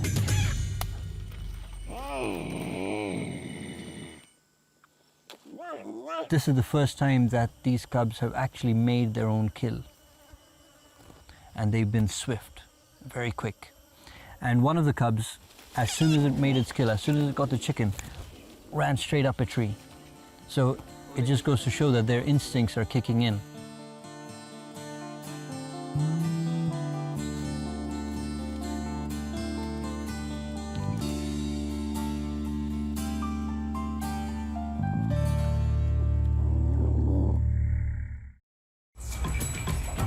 Even twin orphaned clouded leopard cubs face off, a sign these carnivores are maturing.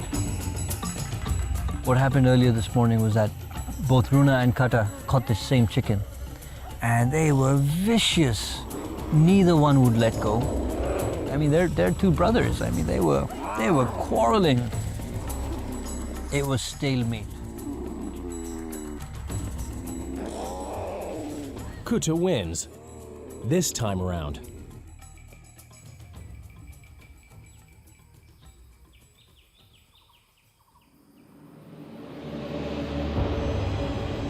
But there's no time for sibling rivalry when the pair come face to face with a very real danger. A stray dog has invaded their home turf.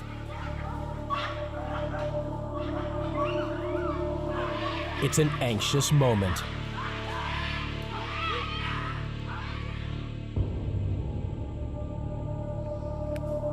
The dog had no chance. The cats went straight for the dog, both of them together. When that incident happened, I mean, the keepers and everybody realized that there's no doubt that these are wild animals. And these animals are ready to go. They can go hunt, make their own kill, and fend for themselves.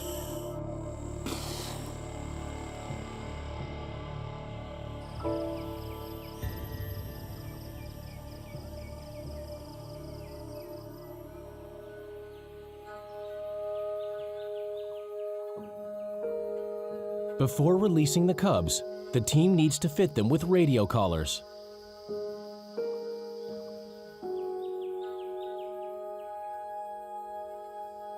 The cubs must fend for themselves, but the vets who have cared for them for 10 months aren't letting go entirely. They plan to monitor the cubs' progress, track where they go, and locate them in the vast forest.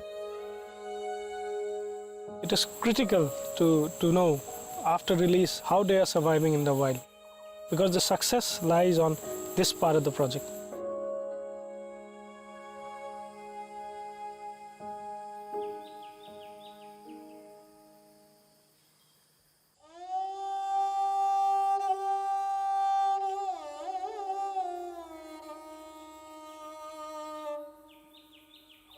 It's the big day. 14 months after they were rescued, Runa and Kuta leave their rooftop cage.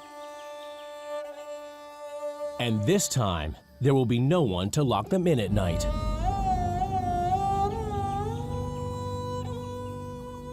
Once they're let go, you have no idea of making sure if they're going to survive.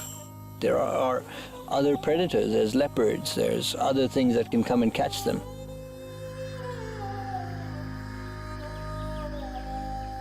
There's no doubt that there was a bond. We did get attached. Sad to know that you're not going to be able to see them again, ever again, perhaps. Yeah, it's a mixed feeling. Now, all the team can do is pray.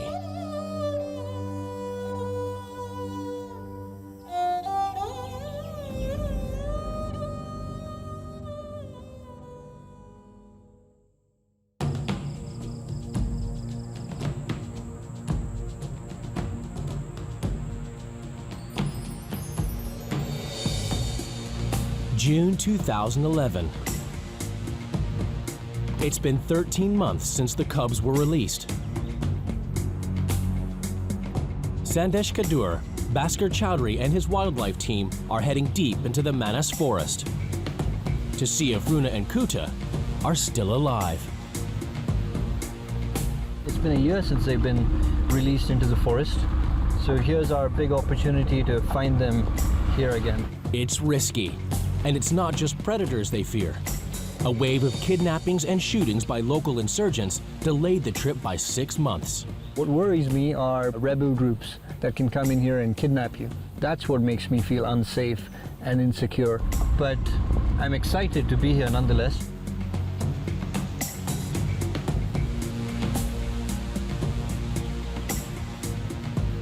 The delay has its own consequences. They're heading into monsoon season. Rains are going to come in a few weeks from now, so we have very little time left. Honestly, I'm not sure if they're still alive.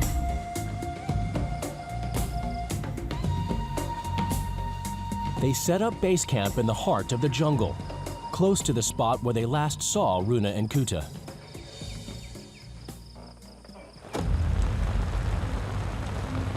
But within hours of arriving, their worst fear comes true.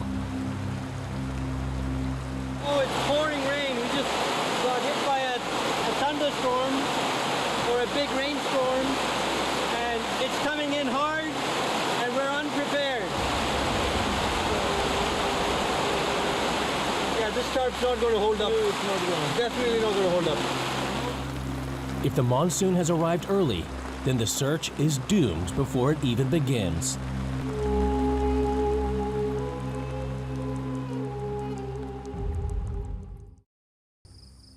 Luckily, the downpour clears by dawn. So we are here. Kata's sightings were here. The team hopes the juvenile cats will still be living together near the release site. I don't think so. No one really knows.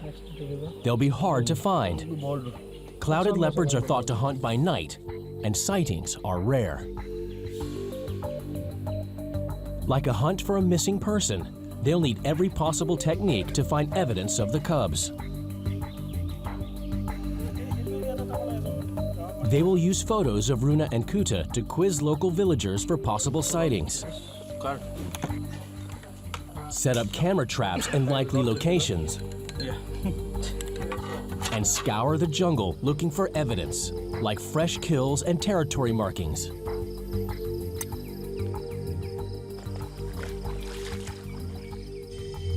Their most reliable tool is to track the cubs via the signals transmitted by their callers.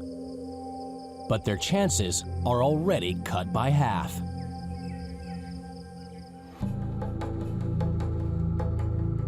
Shortly after the cubs were released, the team realized Kuta's collar wasn't working. They had to remove it and were unable to replace it. Now, they will only be able to use radio signals to track just one of the cubs. The team can only hope that the one remaining collar, Runa's, is still working.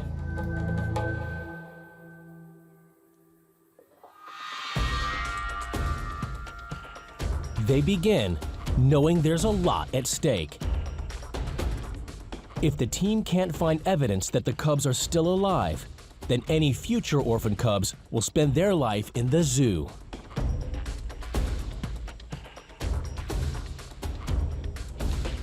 The treetop cage that was the cubs' last home seems like a good place to start. Initial omens aren't good. Wow, that's completely broken apart. Well, we're very lucky nothing happened when the cubs were in it.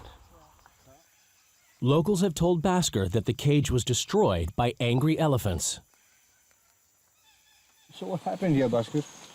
The elephants anger of the presence of cats here. So yeah, they were avoiding using this area. After we released the cats, they immediately came and. It's a reminder of the dangers that Runa and Kuta and the search party face out here. And there's more bad news. The first rains will make radio tracking virtually impossible. If they are inside such a hollow, you'll not even get a faint signal from their collar. We've gotten here this late in the season. The rains have come in, and you can see the vegetation is just dense and lush. So what these cats are most probably doing is they're probably just snuck into places like this that are dry, and they're just going to just hide there until the weather clears up. The next day brings the first bit of good news. 2 men in a second village have seen a cat that could be Runa or Kuta. We have reached the house of the villager who had seen the clouded leopard with a collar. So we want to verify with him.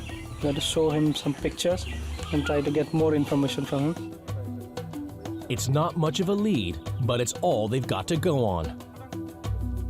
Sure. Ye tha. Collar. Collar. Collar. He's moving in and around that area, right? So probably that is her home range. Yeah. So we need to know exactly where we found them, where he saw them. Exactly. Yeah. The man claims he's seen a cat with a white collar. It could be their first breakthrough. They take the villagers back to the exact location of the sighting. We're back in the exact same spot, and we're looking to see if there's any tracks, any sign that they're still around. If they are right, the cat with a distinctive VHF collar must surely be Runa. Animals was sitting like this here, and after getting sound, looking like this, they had observed the collar, and after looking the people out there, start to move this side. Okay. These guys have just given us a great description of the cat. I mean, they've authentically described seeing Runa with a collar and explained that they were scared when they saw it. They've never seen anything like it. They've seen elephants, they've seen spotted deer, they've seen civet cats, but never an animal like this. And when we showed them the pictures, they knew exactly what it was.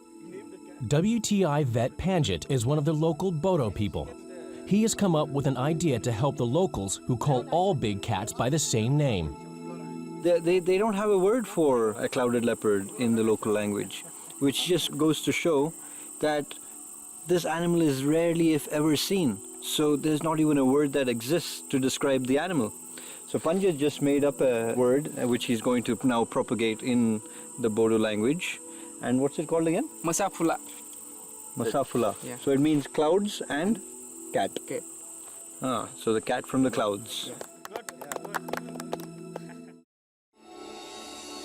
The sighting, together with the finding of distinctive claw marks, all suggest that Runa is still in the area. This is exactly what we're looking for. This is another piece to the puzzle. And we're very close to the place where the villagers said they spotted these clouded leopards. And these scratch marks are not very old. I mean, they look very fresh. And we want to set up camera trap here looking in this direction because it looks like fantastic habitat. The villagers saw the clouded leopard here. So this is definitely a good place. And we need to set it up quick because it's getting dark.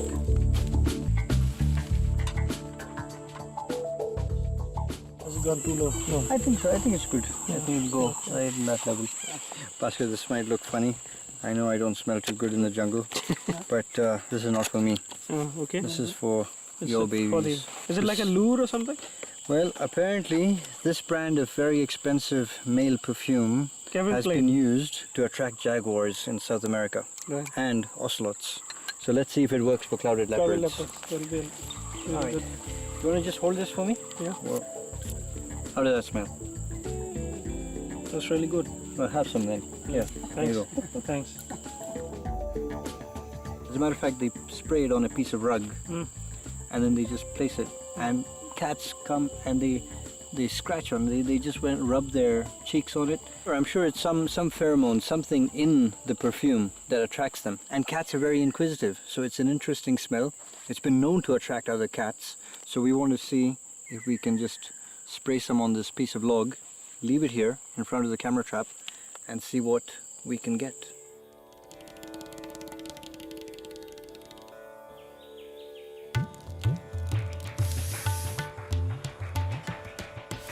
After 3 days of looking for the clouded leopard twins, the group unwind back at base camp. With the positive sightings and scratch marks they've seen, they're optimistic that Runa is somewhere nearby.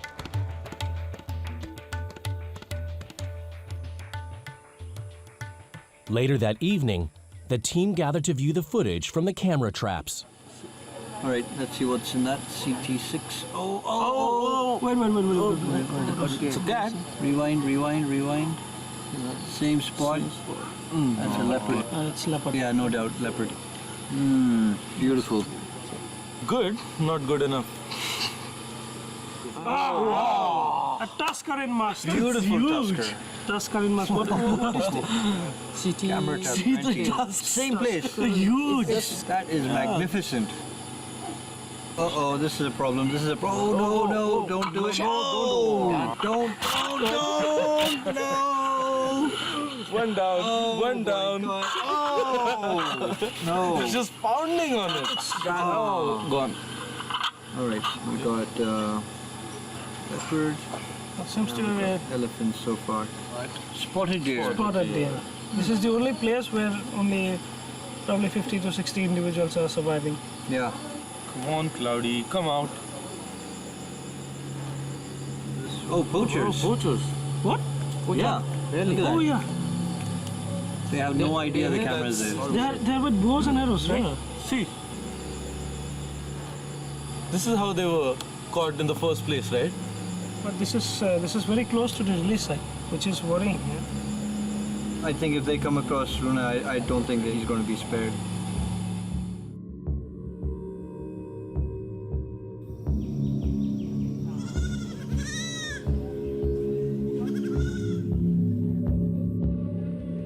The team are all too aware that Runa or Kuta could easily fall prey to their most dangerous predator, man.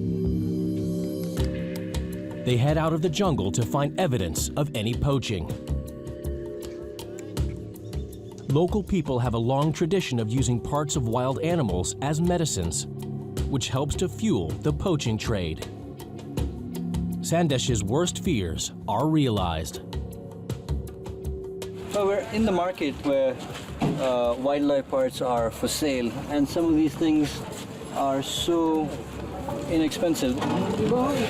The skull of a hornbill could probably fetch you about $4. Thousands of rare wild animals are killed for seemingly small sums. But for locals in the region, $4 is half a week's wage.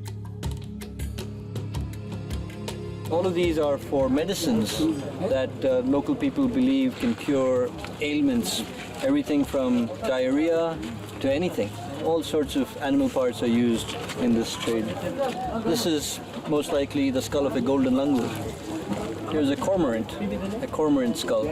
This is used to cure snake bite. Yeah, what they will do is once you get bitten, they'll put it like this so that there is blood oozing out of there, and that is believed to cure from the snake bite. He said he will use the hairs of clouded leopard and put and mix with some other stuff, and this is good for curing leukorrhea.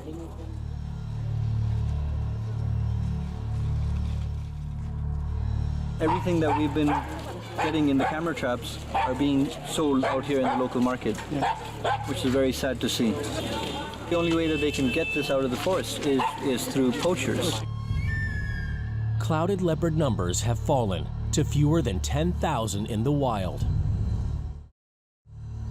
Poaching is just one of the many dangers Runa and Kuta face.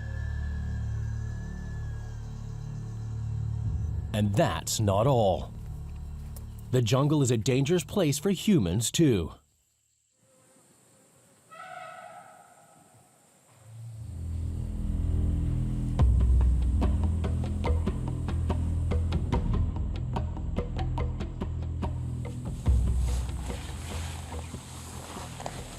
Can you hear the rumbling?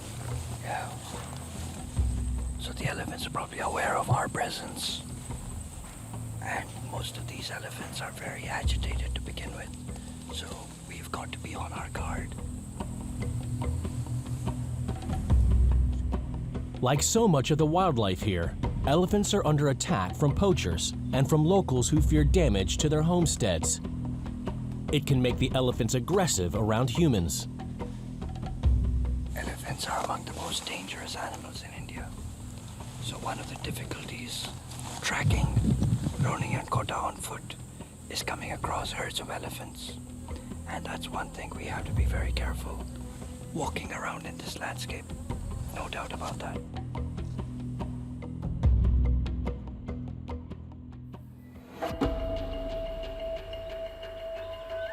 The team know that every day could be their last. The monsoon has already reached other parts of India. Soon it will arrive here, making the search impossible. It's 4:30 in the morning, and we're going to split up into two teams. Bhaskar and Panjit are going to go on that road, and I'll be heading down this road with Chinmay and one of the trackers. We've got to spread out our search. We've got to go, and we've got to cover as much ground as quickly as possible. Clouded leopards are most active early in the morning, and the sightings we've had so far have all been reported at 6, 7 in the morning. So we decided to get an early morning start and see if we can actually encounter Runa or Kota. We have enough evidence of a presence of a clouded leopard here. Yes. So we need to intensify our search somewhere here. Absolutely. We put all our focus and all our energy into this area. Yeah. Ante tries to get a signal from Runa's collar. It's their only hope. They're betting the cats are still together. The collar has a range of 500 yards. That's not far in this vast jungle, if it's still even working. The collar should last for over a year. We know the batteries are already quite weak on the collar. We just hope it hasn't fallen off and it hasn't died completely.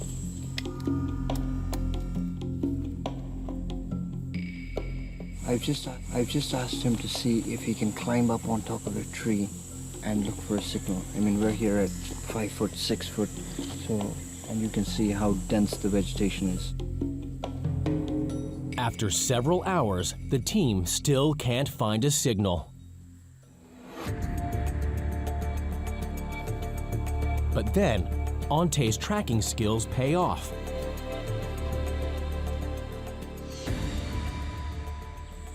This is most likely Runa's pug mark.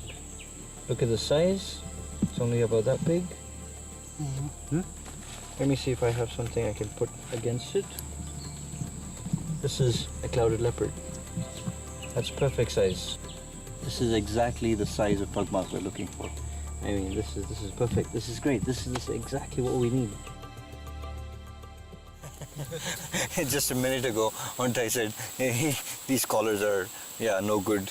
The batteries have died. He's very frustrated with all this new technology.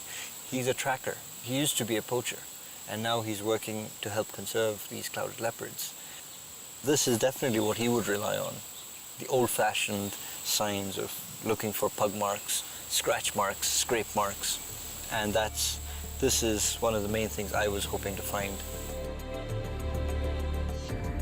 The teams reunite, and Bhaskar has more good news for Sandesh. Evidence of a clouded leopard's last meal a few hours earlier. Scat. Look at this cat. Uh-oh. Jungle owlet. Huh? Jungle owlet. Jungle owlet. Oh. Quite fresh. Okay. Shall we put it on a leaf? Let's take a leaf out. Hold on. As you can see, that's the head of the owlet, right? Yeah. And you can see the claws, The claws, the talons. Yeah. Freshly eaten. Yes. Yeah, exactly. So shall we put this here? Yeah, let's put this back in here. That was the tricky part. Oh, well done. Super evidence. The owlet is precisely the sort of prey that clouded leopards hunt. It's great news. All the evidence points to Runa being alive and well. Sandesh and Bhaskar are hopeful that at least one of the cameras will have captured images of the cats. But the news of the camera traps is not good. Nothing's passed by here. On 3 of their camera traps,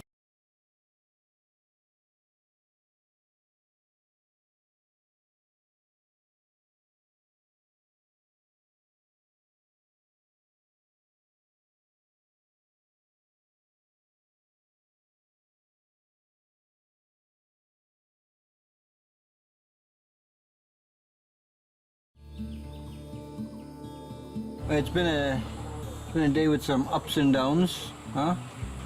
So we found evidence of poaching. Yeah. We found evidence of a clouded leopard, all in the same area. Yeah. It's a good sign and a bad sign. the finding of pug marks, scat, and the villagers' sighting of a cat with a collar all suggest that Runa, at least, has survived his first year in the wild.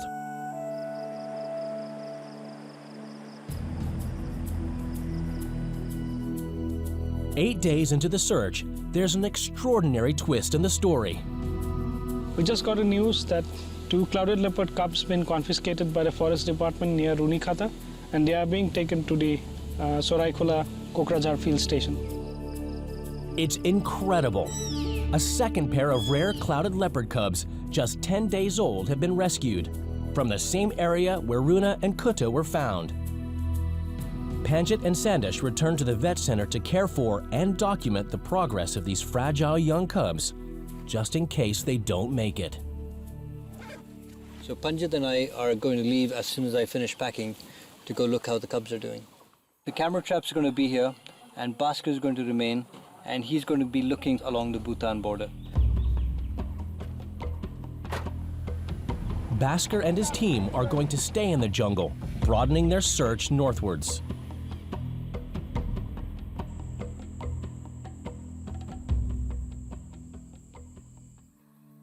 Back at the Kokrajhar Vet Center, Sandesh meets the new cubs. When they were first found, the keepers tried to return them to the forest from where they had been taken. So as soon as word got to the center that the cubs had been found, they rushed to the spot, took the cubs back to the tree hollow, and tried to get the mother to take the cubs back. But after trying for 3 long nights, the cubs just kept getting weaker and weaker. They had to take the cubs in. The attempted reunion failed, but just like Runa and Kutta before them, the cubs are accepting formula milk from their new human carers. The new cubs are absolutely adorable. They're like chubby little fur balls. It's a bit like deja vu. These cubs, the new cubs, are exactly what Runa and Kota looked like when they first came in. So this whole project is going to have to start all over again.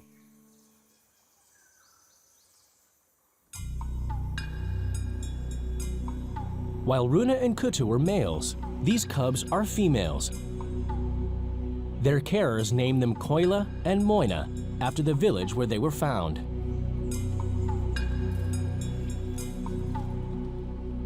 At this stage, it's all the more crucial that we find Runa or Kota. If we do, it'll just go to prove that everything that's been done over the course of a year was all good and these cubs have gone back to the wild successfully. Then there's a protocol that'll be established for the new cubs, and it'll be a much easier process getting them back into the wild.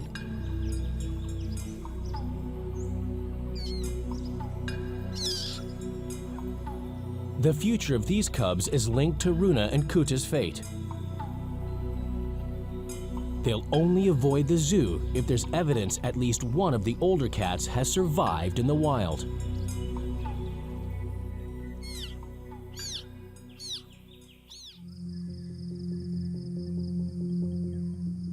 In Manas, the rescue of the new cubs increases the pressure on Bhaskar and the team. Bhaskar has traveled 5 miles north to the Pipsu River, following up rumors of another clouded leopard sighting.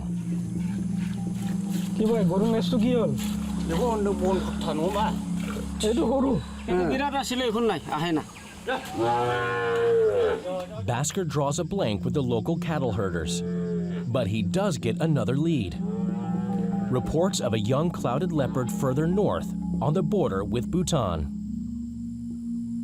The clouded leopard has been sighted thrice by the SSB people and Bhutanese people in their territory.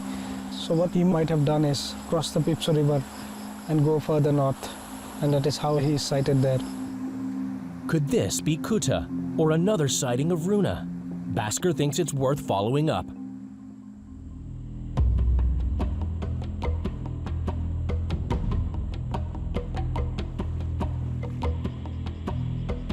Bhaskar and Ante have got permission to take the search north to Bhutan, a mysterious and rarely visited kingdom nestled between India and Tibet.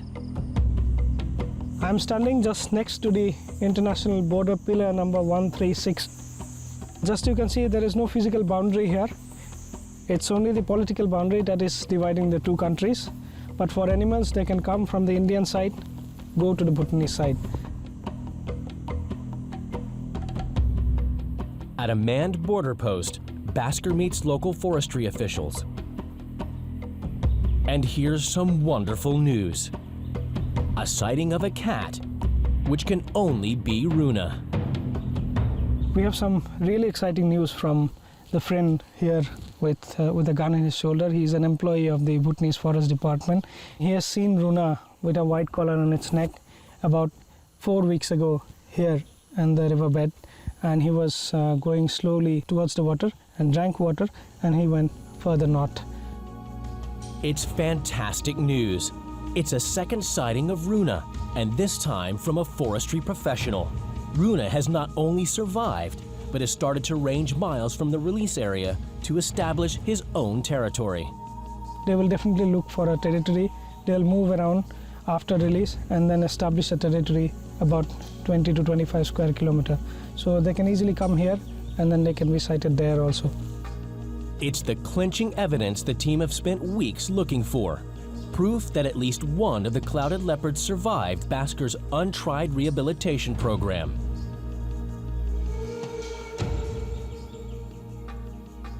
We got strong evidences of Runa's presence in this forest, its survivability in the wild, whereas we don't have that much of evidence of Kata, but there is every possibility that he has crossed the border and gone into Bhutan.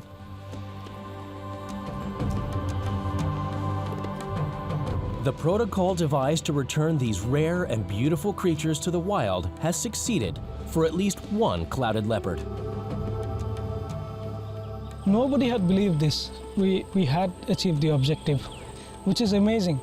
The cubs have survived post-release for 11 months, which is a great success of the whole project. No doubt it was worth it. These cubs have a right to be back in the wild, so I'm glad people took the effort to bring them back here. I'm glad that decision was made. The success of the rehabilitation project has been a major boost for an area where biodiversity is under constant threat. This is not only Runa and Kota's future, but this is the future of this forest, which is a unique critical corridor for tigers, for elephants, and a whole lot of species that survives here. The rehabilitation of clouded leopards, together with a number of species caught on the camera traps, focuses attention on the importance of the Ripu forest. The area is now a wildlife sanctuary, bringing more protection from poachers and human encroachment.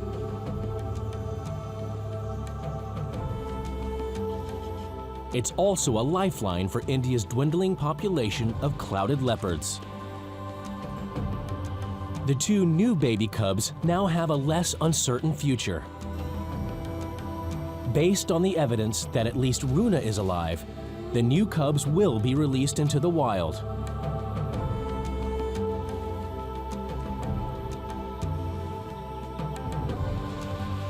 The Ripu forest they play in today could one day be home to a new population of these beautiful and elusive cats.